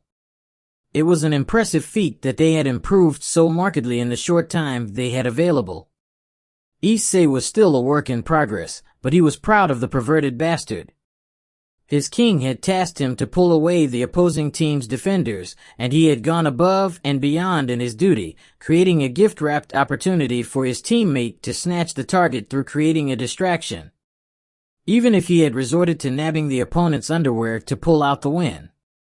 Yet, the brunette had proven his loyalty to his king, and also showing that once properly motivated, nothing could stop him from accomplishing his task. His actions had been key to Ria's team clinching victory in yesterday's exercise by the skin of their teeth. Issei had been the reason that Kaneko had left her station at the blue team's flag, enraging her enough with his perverted stunt that she had abandoned everything else to wreak vengeance on the filthy pervert senpai. Naruto snickered. Issei had a lot of bribery to do to even get Kaneko to look at him without cursing him out. He had also been instrumental in saving Kiba from his inevitable defeat at Akino's hands initially, even if he had pissed her off so much later by stealing her finest treasure that she nearly killed them both anyway. Needless to say, the only reason Issei was conscious today was that Asia had taken responsibility for punishing him appropriately after the match. Akino and Kaneko had stifled their protests instantly. They had learned many eternal truths over the course of these few days. One of the more important ones was, never piss off the person in charge of stitching you back up. Of which the addendum was lest you wake up without your limbs attached. Yet, the person he was proudest of was Asia. She had finally shrugged off the restraints that kept her stagnant as someone to be perpetually protected, hiding from the cruelties of reality behind her comrades. A naive little maiden had walked into the woods 3 days ago. She walked out with her innocence tempered with resolve, ready to face the world at last. He truly was proud of the adorable nun, even if he had to pinch his nose ever so often from cuteness overload. She was a quick learner in the art of weaponizing her natural charm, inducing nosebleeds from those subjected to her wide, viridian eyes and moist, quivering lips. Naruto had to ensure said innocence stayed intact from the true hell he was about to unleash upon the peerage. Kiba, too, was deserving of praise, having significantly overcome his hindrance of misguided chivalry in combat. The knight had demonstrated this by actually taking Asia out in the game yesterday, even if he had done it as gently as he could, as if he was tucking in the adorable bishop to a nice afternoon nap. Then again, even Naruto wasn't sure if he was capable of kicking the proverbial puppy without his conscience making him spew blood. Especially if said puppy was this endearing. Akino, meanwhile, had made the most progress in terms of pure prowess. Her control over lightning was now as good as it ever was, if not better. She was making good use of her priestess heritage to perform sacred dances that called down powerful storm clouds, greatly lessening the strain on her magical reserves to power her bolts. After all, why rely on mere magic when the real deal was flashing in the rumbling clouds overhead? However, Naruto was still miffed at the premature reveal of her trump card. He had greatly appreciated the element of surprise in spicing up their sessions. Naruto shook his head. He had been getting more distracted recently. Perhaps it was the constant proximity to the beauties he had been in the company of for the past few days. But damn if he hadn't enjoyed watching Akino, her usual graceful, sedate mask replaced by sheer righteous fury, really go at it with her equally beautiful king, who had been cackling evilly as she relished the opportunity to really cut loose, dodging lightning bolts by the skin of her teeth. A man had needs after all. Rias, too, had gotten more in touch with her bloodline's powers, exercising the power of destruction in a more versatile manner, now capable of generating self-sustaining shields using destruction itself, instead of rigidly flinging bolts of energy that were easily dodged or merely tanked by superior opponents. Still, her progress in improving both her inherent abilities and her combat tactics and adaptability fell behind Akino's own. During yesterday's training exercise, Rias still lacked proactiveness when it came to combat, despite demonstrating some initiative in strategy planning and deploying her troops. She had remained at the back as the last line of defense till the last possible second before stepping forth to demonstrate her actual strength, beyond that of formulating decent strategies, barely clinching the win. Despite Rias being fresher and possessing more reserves due to her not being engaged for the entire game so far, Akino had still been enraged enough to nearly take her out. Had the Crimson Ruin Princess fallen, her unconscious teammates would have been defenseless. An event that could have had devastating consequences had they been in a conflict with serious stakes. As it stood, Akino outstripped her in sheer fitness, stamina, and versatility, the ebony-haired beauty nearly outlasting her king in their showdown, despite Rias possessing the technical advantage and sheer destructive potential. The peerage's king had gone through a crash course in tactical awareness, planning, and battlefield strategy along with Akino, as the second-in-command. Rias did come up with decent plans that had a good chance of working out, but Akino far outstripped her in her ability to adapt and thinking clearly in critical situations. No plan survives contact with the enemy after all, and Akino was ahead in adaptability, judging by how she had shifted to the offensive after both her teammates got taken out early in the game. Furthermore, her efforts had nearly snatched her team the wind from the jaws of defeat by taking down 2 enemies outright, before nearly defeating the last one before collapsing in exhaustion. Having been satisfied with the progress made by the crew, Naruto had removed the penalty inflicted upon the losers of Capture the Flag, allowing both teams to have a sumptuous dinner together before retiring to their comfortable beds back in the cottage. According to his training philosophy, for there to be a winner, there had to be a corresponding loser, and the losing team were originally supposed to forage for dinner themselves in the forest, before sleeping outside in the cold. Needless to say, Akino's team had been thankful to hear that they could eat and rest well that night despite their defeat. Especially since the epic clash between king and queen had irreversibly destroyed the surrounding vegetation for centuries to come. They would have counted themselves lucky if they could have located even berries left over in the aftermath of the carnage. And so there was widespread relief and celebration when the blonde maniac in charge announced that the next day was to be one of relaxation. The only activity planned was a simple game of modified dodgeball, a reward for the culmination of the hard work put on over the past few days. Despite the game's simplicity, it served its purpose in refining the players' reflexes and tactical planning. After a good night's sleep for all, Naruto split the peerage into 2 teams for the game come morning: Kaneko, Asia, and Rias vs. Kiba, Akino, and Issei, switching up from the previous day's Capture the Flag. Dodge Shot was a magical variant of dodgeball, in which the ball was replaced with a magical sphere that could be imbued with either spells or their own inherent abilities to give it a little more oomph to the game. Naruto had complained that normal dodgeball was too boring, lacking the potential to inflict some real pain on the enemies if they were hit by a mere rubber ball. Sometimes Rias wondered if Naruto had spent too much time around Akino, or that his training had turned them all into masochists. She didn't like either idea very much, especially the former. She was already mildly irritated at how satisfied the two appeared after returning from one of their little sessions. If she didn't know better, she could have sworn that they had been doing more vigorous activities than merely beating each other up in training while clad in skimpy outfits. The limp Akino had after those sessions was suspect enough, but the self-satisfied smirks that her queen shot her challengingly really got on her nerves. Which was why she was really going at it in the game of dodge shot. Adding a little extra destruction to the sphere, she mumbled. "Monopolize more of my Naruto time, you bitch." Scowling, Rias leapt up before spinning about for extra centrifugal force, hurling the sphere with all her strength at the buxom beauty clad in nothing but one of Naruto's dress shirts and bloomers. Naruto, who was assuming the role of the impartial referee, had nearly fallen out of his perch in the high chair as he slid his shades down his nose to get a better view of a smirking Akino, who obligingly performed a light twirl, the bottom of the shirt riding up suggestively as it exposed her slim waist and delicate belly button. Blood trickling slightly down his nose, Naruto promptly flipped the numbers on the scoreboard up. 1 o'clock. Impartial my ass. Rias growled in annoyance. Naruto had justified his decision as exceeding expectations in prior preparation of the appropriate attire for the game. Perhaps his credibility might have stood up to scrutiny if the blonde hadn't been staunching the bleeding from Akino's little show with a tissue pack liberated from Issei's temporarily collapsed form. The brunette had actually gotten flung backwards from the blood gushing from his nose at Akino's performance.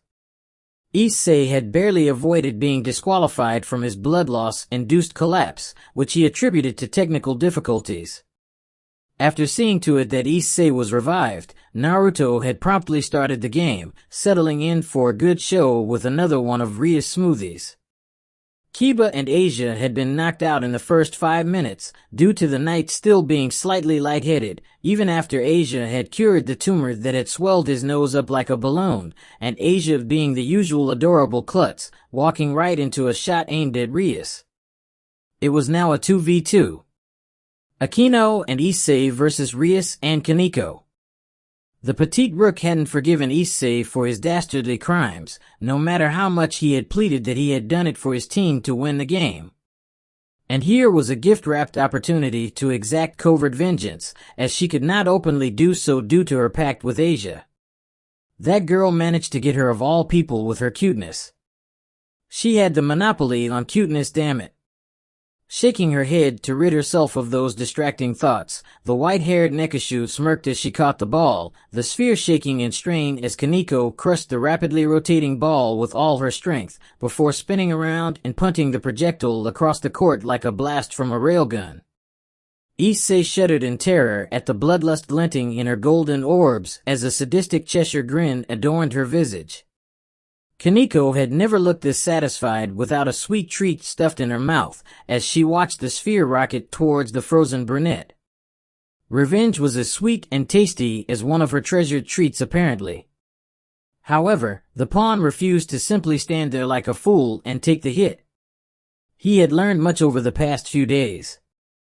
The boosted gear materialized instantly on his forearm, the crimson gauntlet shifting into physical form with a single thought.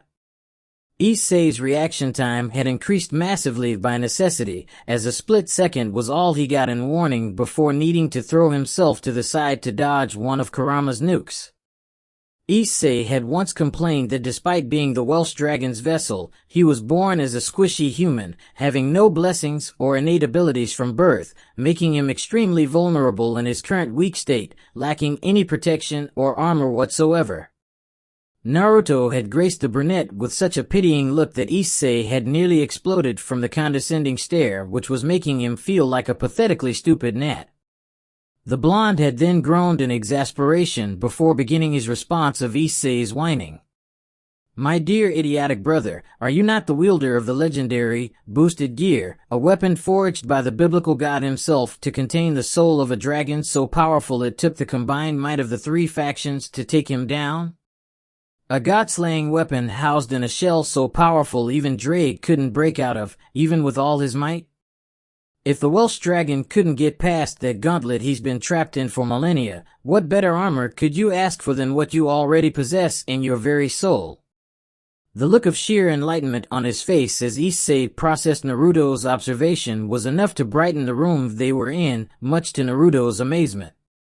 He couldn't believe that someone other than Asia possessed the power to brighten entire rooms with just a facial expression. Which was really saying something when Issei's idiocy could rival Asia's innocent joy in pure power. And so Issei dug his feet solidly into the ground, crouching slightly to lower his center of gravity before bracing the boosted gear before his face, ready to receive Kaniko's deceivingly powerful projectile. He didn't have to wait long. The sheer kinetic force of the sphere's impact sent Issei skidding back, gritting his teeth as he braced his whole body against the spiraling sphere grinding into his gauntlet, making the bones in his forearm vibrate painfully. Finally, the sphere stopped and landed in his outstretched left hand, the crimson armor covering his forearm smoking from tanking the unbelievably powerful blow, a testament to Kaniko's raw strength as a rook. Drake had been impressed. Time for the counterattack. Boost. Transfer. The sphere flashed a bright crimson color before doubling in capacity, now capable of storing double the original amount of magical energy. Casually juggling the now heavily inflated sphere in the air, he passed to Akino, who gracefully caught it and began to infuse it with her signature elemental magic. The ball was now set to explode, tendrils of electricity randomly firing in all directions. A sinister smirk graced the sadistic queen's face as in a bizarre turn of events, she hurled the projectile at her own teammate. Rias and Kaniko's jaws dropped in shock, stunned at the blatant attempt at friendly fire before their eyes. Till Issei grinned in victory. Boost. Explosion. And punched the magical sphere throbbing with Akino's lightning magic, sparks cascading off the sphere from the sheer force of Issei's blow, as it smashed straight into Kaniko's crossed arms even as they instinctively rose up in a guard. Gritting her teeth in exertion, Kaniko skidded backwards, digging deep trenches in the ground as her legs ground away at the soil in an attempt to reduce the pure kinetic force that even the petite rook could grudgingly acknowledge.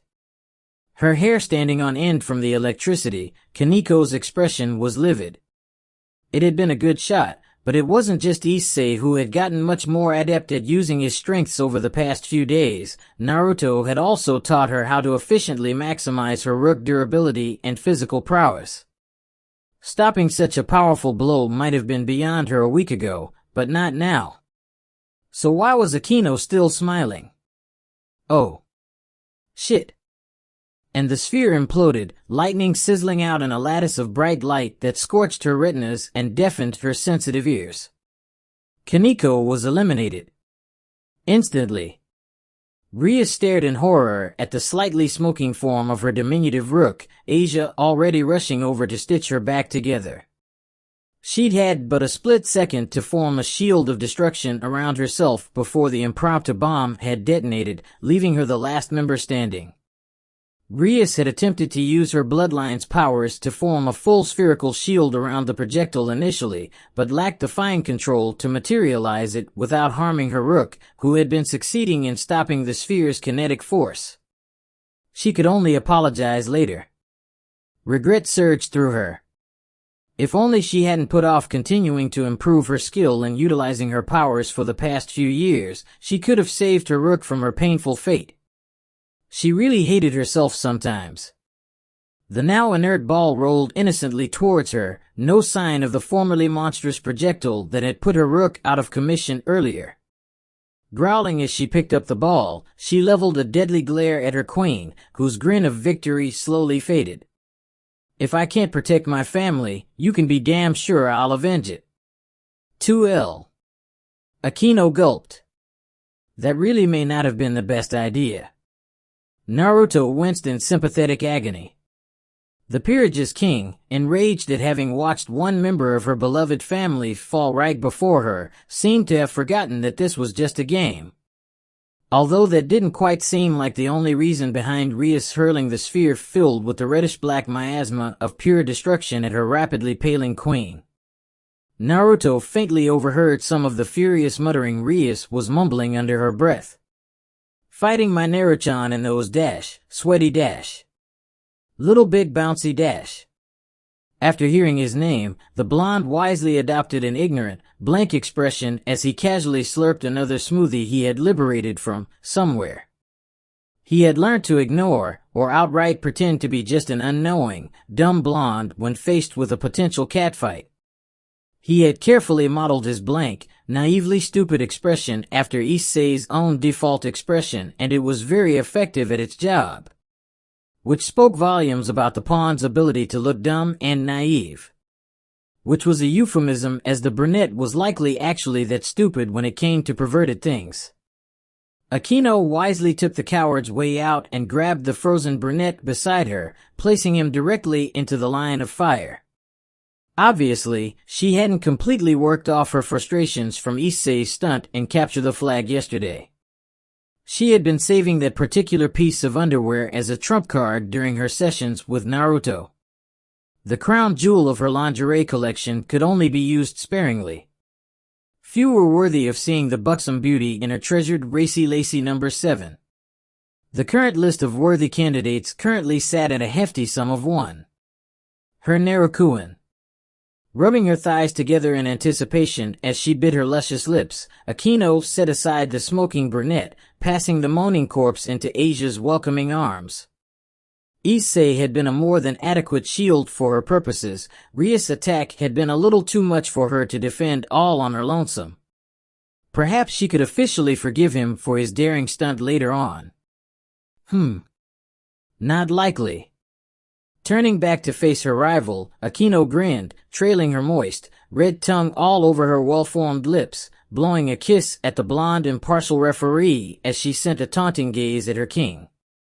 Naruto flipped the scoreboard once more, crimson liquid trickling down from both nostrils this time. Where was the tissue pack he had liberated from the perpetually well-prepared pawn just now? Besides him. Completely empty. Tearing a strip of white fabric from his shirt, Naruto stuffed it into his nose. He was running out of clean white shirts. But damn, was the view well worth it. Rias' azure eyes twitched in fury at Akino's obvious taunt. That little dash. That's it. This isn't just a game anymore. She just made it personal. Naruto's chair was suddenly, suspiciously empty, a bloody white cloth the only thing remaining there. Because Rias had foregone using the sphere entirely. Massive spears of destruction itself hovered behind the crimson ruined princess. Time to prove that she lived up to that name. One crazy catfight later. Is it safe to go out now? Asia asked innocently, tugging gently at Naruto's shirt. From his place crouching safely behind Kurama, Naruto whispered back at the petite bishop. I'm not sure. The ground hasn't shook for a while though. That's gotta be a sign. Kiba, you go check. Naruto suggested innocently. Too innocently. Fug no. Came the reply from the usually soft-spoken knight. Kiba wasn't that stupid, having grown up alongside the fiery leaders of the peerage in the Gremory estate. It was a minor miracle that the manor was still standing after they went through the veritable disaster known and dreaded by all parents worldwide as puberty. Kurama? The abomination's eyes promised his blonde partner nothing but pain for even suggesting it. Even a beast knew to hide from a force of nature. All eyes turned to Issei. Huh? He looked up blankly. Naruto grinned. It looks like he had finally found a noble sacrifice. Ahem. A volunteer. The heavily strengthened door to the cottage opened and a still perplexed Issei was booted summarily out from safety. The door slammed shut behind him instantly, various metallic clacks reverberating behind the door as bolts and locks were rapidly secured by Naruto and Kiba. What was that for? The pawn yelled out, grumbling as he rubbed his throbbing cheeks. Kaneko had a wickedly strong kick. Geez. It looked like he really wasn't going to be able to even look at the rook without various swears and curses hurled at him for the next century or so, at least. You still alive? came the distorted voice of a certain blonde trainer, muffled behind a thick door barricaded with all the movable furniture in the house. What kind of question is the dash? Issei's irritated question faded off into silence. Issei-san, came a muffled innocent voice, you alright? Silence. Any signs of carnage, blood, or strands of hair out there? Was Naruto's contribution. Is the mountain on fire? Kiba added. Die, pervert. It didn't take a genius to deduce who had delivered the insult. Still silence. Naruto cracked the door open slightly, peeking out through the gap, the multiple steel chains and locks securing the door obscuring his vision considerably. Safety first and all that. Till his jaws dropped. Where did the mountain range go? Naruto clapped his hands together briskly, his eyes twitching slightly as he regarded the entire peerage finally all gathered together in the cottage's living room. It had taken quite a while for Rias and Akino to regain consciousness after their epic clash this morning, having been rescued from the bottom of a newly formed ravine in what was once a proud mountain range by Naruto. Asia had actually frozen upon sight of the pair of stiff, smoking, corpse-like bodies Naruto had been solemnly carrying in a makeshift coffin constructed from a hollowed oak trunk. The blonde was mournfully humming a funeral dirge as he set down the coffin in the center of the medical suite and then joined Kiba, Kaneko, and Issei as they swayed in unison to the gloomy tune. The foursome clad entirely in black as they kept their heads down in respect to the fallen.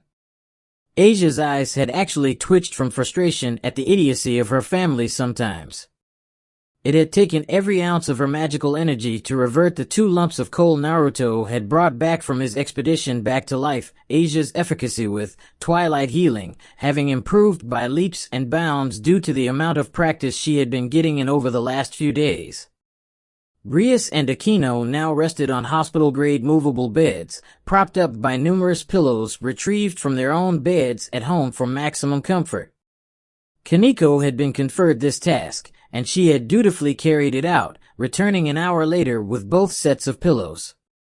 It was a sign of her dedication to this task that she had still fulfilled it dutifully despite returning from Akino's residence with a blank, horrified expression, mumbling vaguely about horrifyingly anatomically accurate blonde-haired dolls in various states of damage and disrepair, with missing limbs, heads, and even. Naruto crossed his legs in horror as he backed away in fear from a bedridden Akino, who could only blush and cup her steaming cheeks innocently. Darn, so this was what her subconscious had been warning her about lately, Akino thought, wishing she hadn't ignored the faint feeling of dread which she presumed to be her merely forgetting to turn the stove off before making her way here. It had taken quite a while before Naruto regained his composure, desperately trying to ignore the proverbial elephant in the room. Even as Akino hid her red face behind her hands, desperately avoiding looking at the judging expressions that the entire peerage was no doubt leveling at her right now. Ria smirked. She had taken pains to hide her own Naruchans before leaving her bedroom at all times. The embarrassment she had felt when Surzex had discovered her Japanophile and weeb tendencies when she was still a kid had taught her that lesson. Her brother had squished her into a hug, before squealing about how he would carry her secret to his grave. Which might have been reassuring if he hadn't been shouting out that promise to the entire household to hear. Rias had subsequently skipped dinner for the following week, unable to face the understanding, commiserating gazes of both Grafia and her mother. Finally regaining his cool, Naruto clapped his hands again, bringing their attention back towards him after the accidental reveal of Akino's hobbies. Struggling to mask his terror behind his deceptively calm, collected mask, Naruto intoned blankly. You guys have really improved a lot in these last few days, regaining the sharp edge which you guys have either lost or never had in the first place. You guys have made me proud. His voice gradually returned to his normal tone, as genuine pride laced his heartfelt words. Honestly proud. You guys went above and beyond what I asked for over these few days, really giving it your all in all the exercises I assigned. The peerage sat up at his words, a sense of accomplishment automatically straightening their postures as they held their heads high. They had earned this praise through many sacrifices, many which includes blood, sweat, and tears. Then Naruto's voice turned grim, his suddenly stern expression conveying absolute seriousness. Which means you're now ready for phase 2. His sudden emotionless stare simultaneously confused and frightened those gathered before him at his abrupt change in pace. All were collectively confused, a single thought simultaneously echoing through their minds, but Akino was the only soul brave enough to ask. What's phase 2? Phase 2 is where we'll put all this training into practice, Naruto grimly pronounced before he turned around and proceeded to walk away, his hands stowed in the pockets of his black slacks. I can only hope you are truly ready for what comes next. But it'll have to wait. Take the rest of the day off and do whatever you want. You'll need the rest for what's coming. I'll fill you in on the rest later, I still have to think more on this. And just like that he's gone. Akino murmured softly as Naruto disappeared into the woods. Again. Melancholic violet eyes followed the blonde's back sadly before he vanished from view. An oppressive silence reigned in the suddenly tense atmosphere in the cottage. Anyone else getting goosebumps? Kaneko began as she glanced around, scanning the surroundings carefully. Something was up. Something that could turn the normally perpetually cheerful blonde into this grim-faced, almost unrecognizable man. Something isn't right here. I think it's a test. Maybe it's a rematch with that abomination he calls Kurama. Kiba offered, as he summoned a blade and took up position near the windows, looking for movement. I'm taking this seriously. Akino began, a somber expression on her features. There are 3 things Naruto takes very seriously. Ramen, family, and his word. Akino counted off the 3 things with her right hand for emphasis. When it comes to Naruto, it's essential to read between the lines. If he says something seriously, it means he really means it. But what's truly essential is in what he doesn't say explicitly. Still though. Kiba narrowed his eyes and scanned the surroundings with Kaneko, gripping his sword so tightly his knuckles turned white against the handle. I can't shake this worrisome feeling about phase 2. Bucho, did he mention anything to you? Not explicitly, no. Rias furrowed her brows, adjusting the pillows behind her still healing back. However, I do know the training supposedly comprises 2 parts. The first being mere preparation for the second part. I think he's giving us time to recover before the next bit.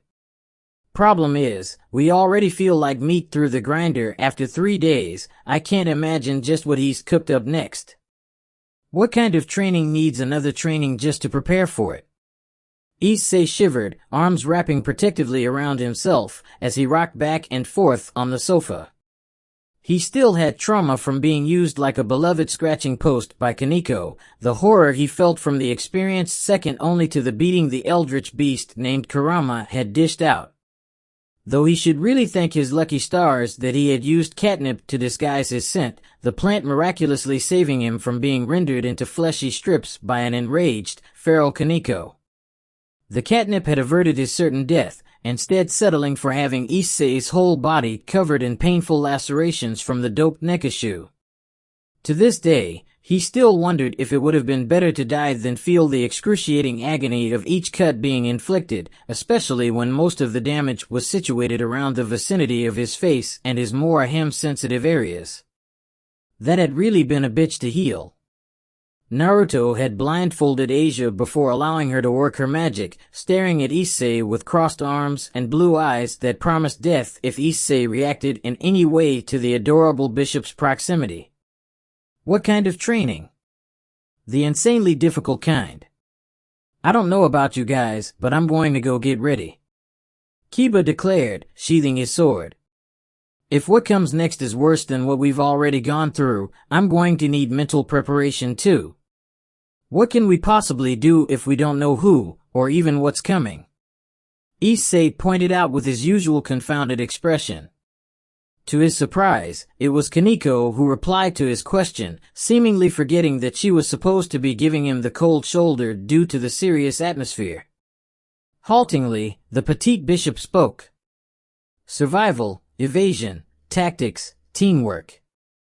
Training has been mainly focused on these. Senpai also taught us hunting and foraging. The next phase will not be held here. Conditions will probably be harsher and deadlier.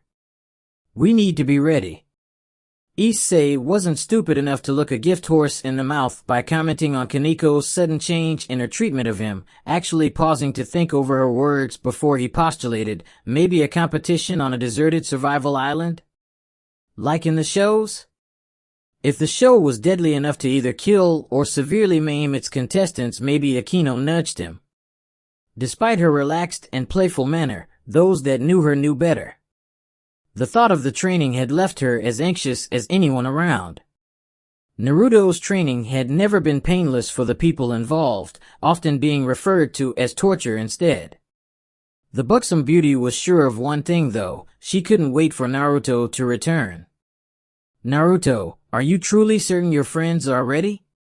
The question remained unanswered for a few moments as the blonde mulled over the answer. Nobody ever is, especially for that place.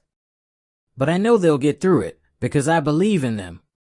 Smooth orange locks swayed gently in the breeze as Naruto's short companion peered curiously at him as they casually strode up the stone path to the cottage atop the much-abused mountain. Her appearance was quite unique, with her bright orange hair draping down freely to just above her neck, sporting 3 black piercings on either cheek. Atop her head, a knot had been tied out of her orange locks, where 4 individual clumps of hair each faced a different direction, flopping about in the mild wind. Despite the warm, humid weather, she sported a full black cloak that covered her entire body sans her hands and feet, a high collar rising up to obscure vision of her slender neck. The sun had reached the peak of its daily ascent, scouring the land with its light and heat, and yet the girl didn't seem bothered despite her monochromatic attire covering practically her entire body. Naruto glanced at her by the corner of his eyes. What's with the black cloak? How are you not boiling under all that? It is comfortable. Black heats up the surface, enabling air to cycle inside. It is the same principle as the clothes that the Mideastern humans refer to as the hijab. The girl tugged lightly at the sleeves of Naruto's own black dress shirt, which was folded up to his elbows casually. Besides, you are wearing black too. I believe the human term for that is pot calling the kettle black. I'd use orange if these weren't so comfortable and convenient.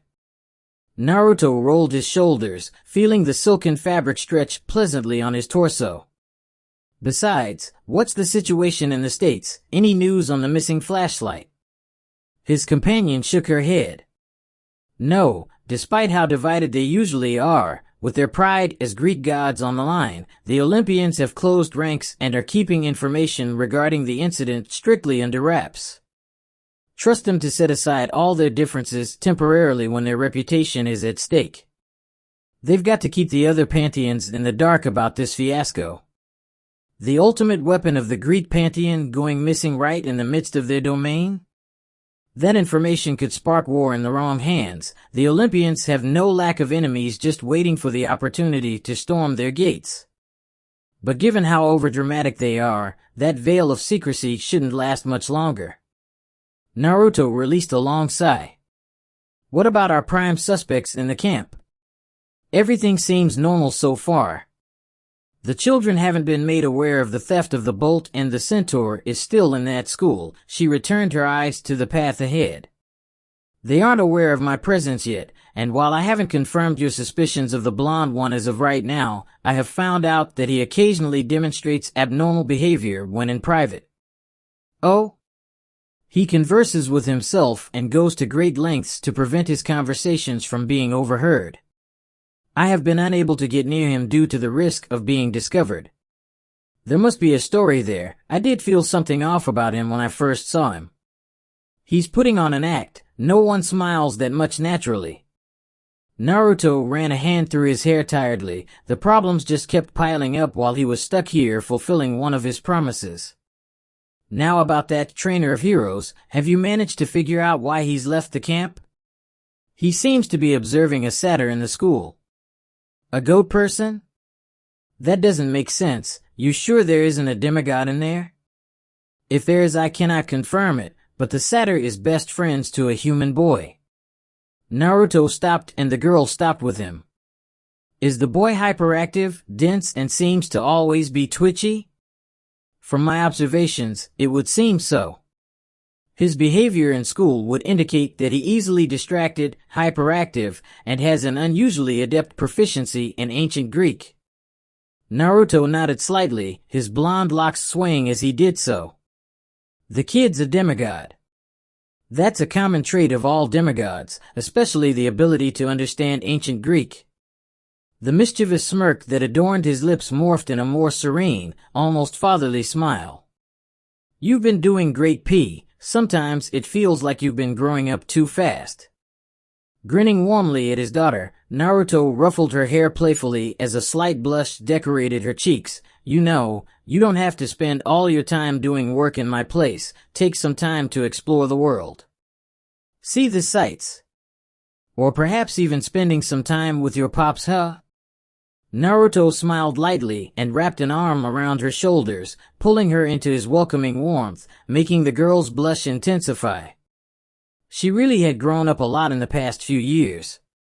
Traveling around the world had broadened her perspectives and taught her how to feel, not just think. Pain was still a work in progress, but she was learning how to live and not just exist. And he had never been so proud of the daughter he had inadvertently welcomed into his little family all those years ago. A journey of growth, love, and joy. But that, my friends, is a tale for another time. A few minutes later, as the duo arrived within sight of the cottage, Naruto stopped at the threshold of the clearing. Pain stopped beside her companion, staring apprehensively at the blonde. His hands were shaking, eyes blinking furiously. Pain looked deeper, indecipherable characters running over the surface of her eyes as she scanned her companion. His heart rate was rising from its usual calm, collected pace, where nothing seemed to faze him. Pain raised a single orange brow, a sad, worried glint in her eyes. You're afraid, aren't you, father? For your family. And what they're about to face. Naruto froze, looking at her with a surprised expression. Pain reached out with a single hand and wrapped it gently around his own, interlacing their fingers together. I think, she began awkwardly, this is what I'm supposed to do in times like this. Naruto smiled, a watery smile brimming with warmth, pride glimmering in his azure orbs. He huffed affectionately, you're too insightful for your own good, you know? Before grabbing her comparatively diminutive figure and wrapping her tightly into his arms. You've really grown up so much, little one. Affectionately nuzzling his whiskered face into her blazing red cheeks, Naruto hugged his cute daughter close, taking strength from the warm embrace. He would need it for what came next. Naruto sighed, it should have never come to this. Had he had more time, he could have gotten them truly ready without resorting to such a dangerous venture. His heart ached with the guilt and worry that weighed down on his shoulders like yet another boulder atop the rest. Throbbing with guilt at sending his comrades, his little family, to face untold horrors and unimaginable monsters in a gamble with their very lives. The hardest choices often required the strongest wills. 2L. And for his family to survive the coming storms, they would need the experience and endurance from Phase 2. And so with a great feat of will, he steeled his expression and walked into the cottage, prepared to do what it took to save his family. Even if it meant sending them to the depths of hell. Leading Pain by the hand, Naruto walked resolutely towards the cottage. The redwood door to the living room opened and Naruto stepped in, a rare, grim expression adorning his features. He was faced by 6 steely faces, hardened expressions, rigidly straightened backs, and bags full of supplies, weapons, and necessities for survival. He smiled briefly. It looked like they had gotten the message. Good, they had learned to read between the lines perceptively. Waving at his companion, he beckoned her forward. From behind his broad back stepped another cloaked figure, her features obscured by shadow and a high collar. Meet P. An associate of mine, she will be integral to what comes next. Issei piped up, the first to break the awkward atmosphere. Hey Naruto, why is she dressed like that, and what kind of a name is P? Naruto's eyes blazed with sudden fury, the blue orbs seemingly lighting on fire when the blunt pawn unintentionally insulted his daughter's nickname. Issei took cover from the laser-like glare behind Kaneko, who promptly dug her elbow into his gut. Clutching his stomach in agony, the brunette collapsed to the floor, moaning in agony. The rest of his comrades completely ignored the pawn, who pouted before stopping his attempt to lighten the grim mood. Care to introduce us? Rias raised a single crimson brow as she stood and stepped forth protectively between the stranger and her peerage. Relax. Naruto interjected, I would trust her with my life, just as I entrust all of you with mine. Then he glanced at the fallen pawn. Well, most of you. Issei ceased his sulking and stood up. What did you say? Naruto smirked. Case in point. What dash? Ignoring her confused pawn, Rias extended her hand, relaxing after Naruto spoke up for his orange-haired companion. Nice to meet you, Miss P. I'm Rias Gremory, king of this peerage. The girl's strange ringed eyes stared at her extended hand, a confused expression appearing upon her visage. Why does this weird woman want to touch me, father? And there was absolute silence in the room, save for Naruto facepalming. Did she just say? Rias stammered, eyes frantically darting around the room for confirmation. Akino's eyebrows twitched. Care to explain, father? Naruto pinched the bridge of his nose. There really wasn't a good way out of this, was there? Then again, he had never lied to his family. He sure as hell wouldn't be starting now. Ignoring the laser-like glares pinning him to the spot, he began quietly. I saved her from certain death when she was leading a horribly short, torturous life as a mere experiment at the hands of an insane magus 4 years ago. Through sharing a part of my own existence with her, I cured the condition that would have ended her life just as it did to her predecessors one after another without fail. I took her in, a young girl, new to the world outside of the torture she endured for every day of her cruel existence. Protected her, cared for her as she grew up, showed her that the world held just as much wonder and beauty as the darkness she had endured. Taught her how to live, instead of merely existing. Naruto finished the somber tale, dipping his head at the reminder of how cruel the real world was outside, the darkness that was barely held at bay each day, hungering to devour and smother the last specks of purity and innocence that remained. There was a heavy, charged silence hanging in the air. He looked up. Tears shimmered in the eyes of the entire peerage. Some more than others. Kiba's own cerulean orbs glimmered with the understanding and sympathy of a kindred spirit. One that understood the horrors she went through and the salvation she must have felt when she was lifted from that abyss. Naruto smiled affectionately, his usual sunny grin tinged slightly with sadness. Pain's a work in progress, she still lacks understanding of social cues and is easily confused, but she's learning fast. She's seen a lot more of the beauty this world still has to offer, and learned lots.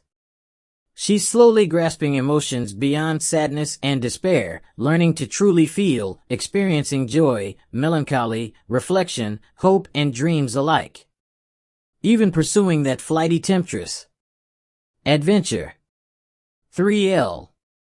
Isn't that right, my little one? He grinned at the slightly blushing girl, rubbing her orange locks fondly. Dad. Stop embarrassing me.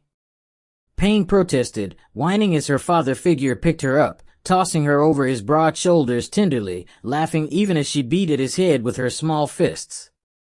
Rias and Akino's faces gained a healthy shade of pink at the adorable display of fatherly affection. Naruto was a great dad. Oh, the possibilities. Akino bit her lips and rubbed her thighs together, sending a longing gaze towards the blonde. Rias pouted. She couldn't stake a claim yet, not with that dastardly engagement hanging above her head like the proverbial sword of Damocles. She could only hope Akino didn't advance too far ahead while she was still unfairly trapped. That little bit dash. Rias-chan. How is this little? On second thought, that big bitch. She still hadn't forgotten the horror, tinged with mild jealousy, despite how she vehemently denied its existence, as Akino thoroughly refuted her accusation in their first game of Fry and Seek, with plenty of proof. Finally putting the pouting girl down, Naruto gave Pain one final head pat before becoming serious again. He could do this. He had to. For their sakes. You have all made significant progress recently, nigh miraculous progress actually, in the short time we've spent together. But what comes next is the real deal. I cannot emphasize enough how dangerous Phase 2 is. Despite all your preparation, I can assure you will never be fully ready for this. A concerned murmur traveled through the group of 6. They had never seen the normally cheerful, confident blonde act so grim, so worried. What is Phase 2? Whispered the king. They all dreaded the answer. Naruto's eyes glimmered with barely concealed regret. Tartarus. Horror and shock covered the faces of some of them. Tartarus? Akino repeated with a dumb look on her face. As in the deepest pits of hell? Yep. Are you mad? A little, but that's beyond the point. None of you have to go if you don't. Shoulders loosened and they released a collective sigh of relief. Kiba, the first to recover, raised his head. What's the catch? There is none. You don't want to go, then you don't. You're a big boy and you know what's at stake. Naruto rolled his eyes. Plus the only way the training will work is if you go willingly. At stake, you mean? Yeah, that. Naruto nodded. Issei tilted his head. Am I missing something? What you two talking about? Oh right, Rias didn't tell you yet. Naruto glanced at the redhead. She's engaged to a devil of the Phoenix clan, Riser Phoenix. What? I know, right? His name sounds like a Viagra brand, but it really is that. No, that's not it. I mean... Issei turned to Rias. You're really engaged? Rias frowned. I am. Yeah, Issei, it's bad.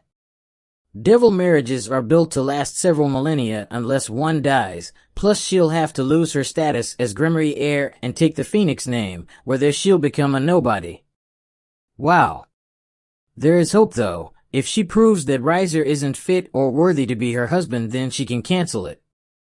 But for that she'd have to do something like beat him in a rating game, and for that, well, for that you'll have to get a lot stronger. I see. Issei looked down.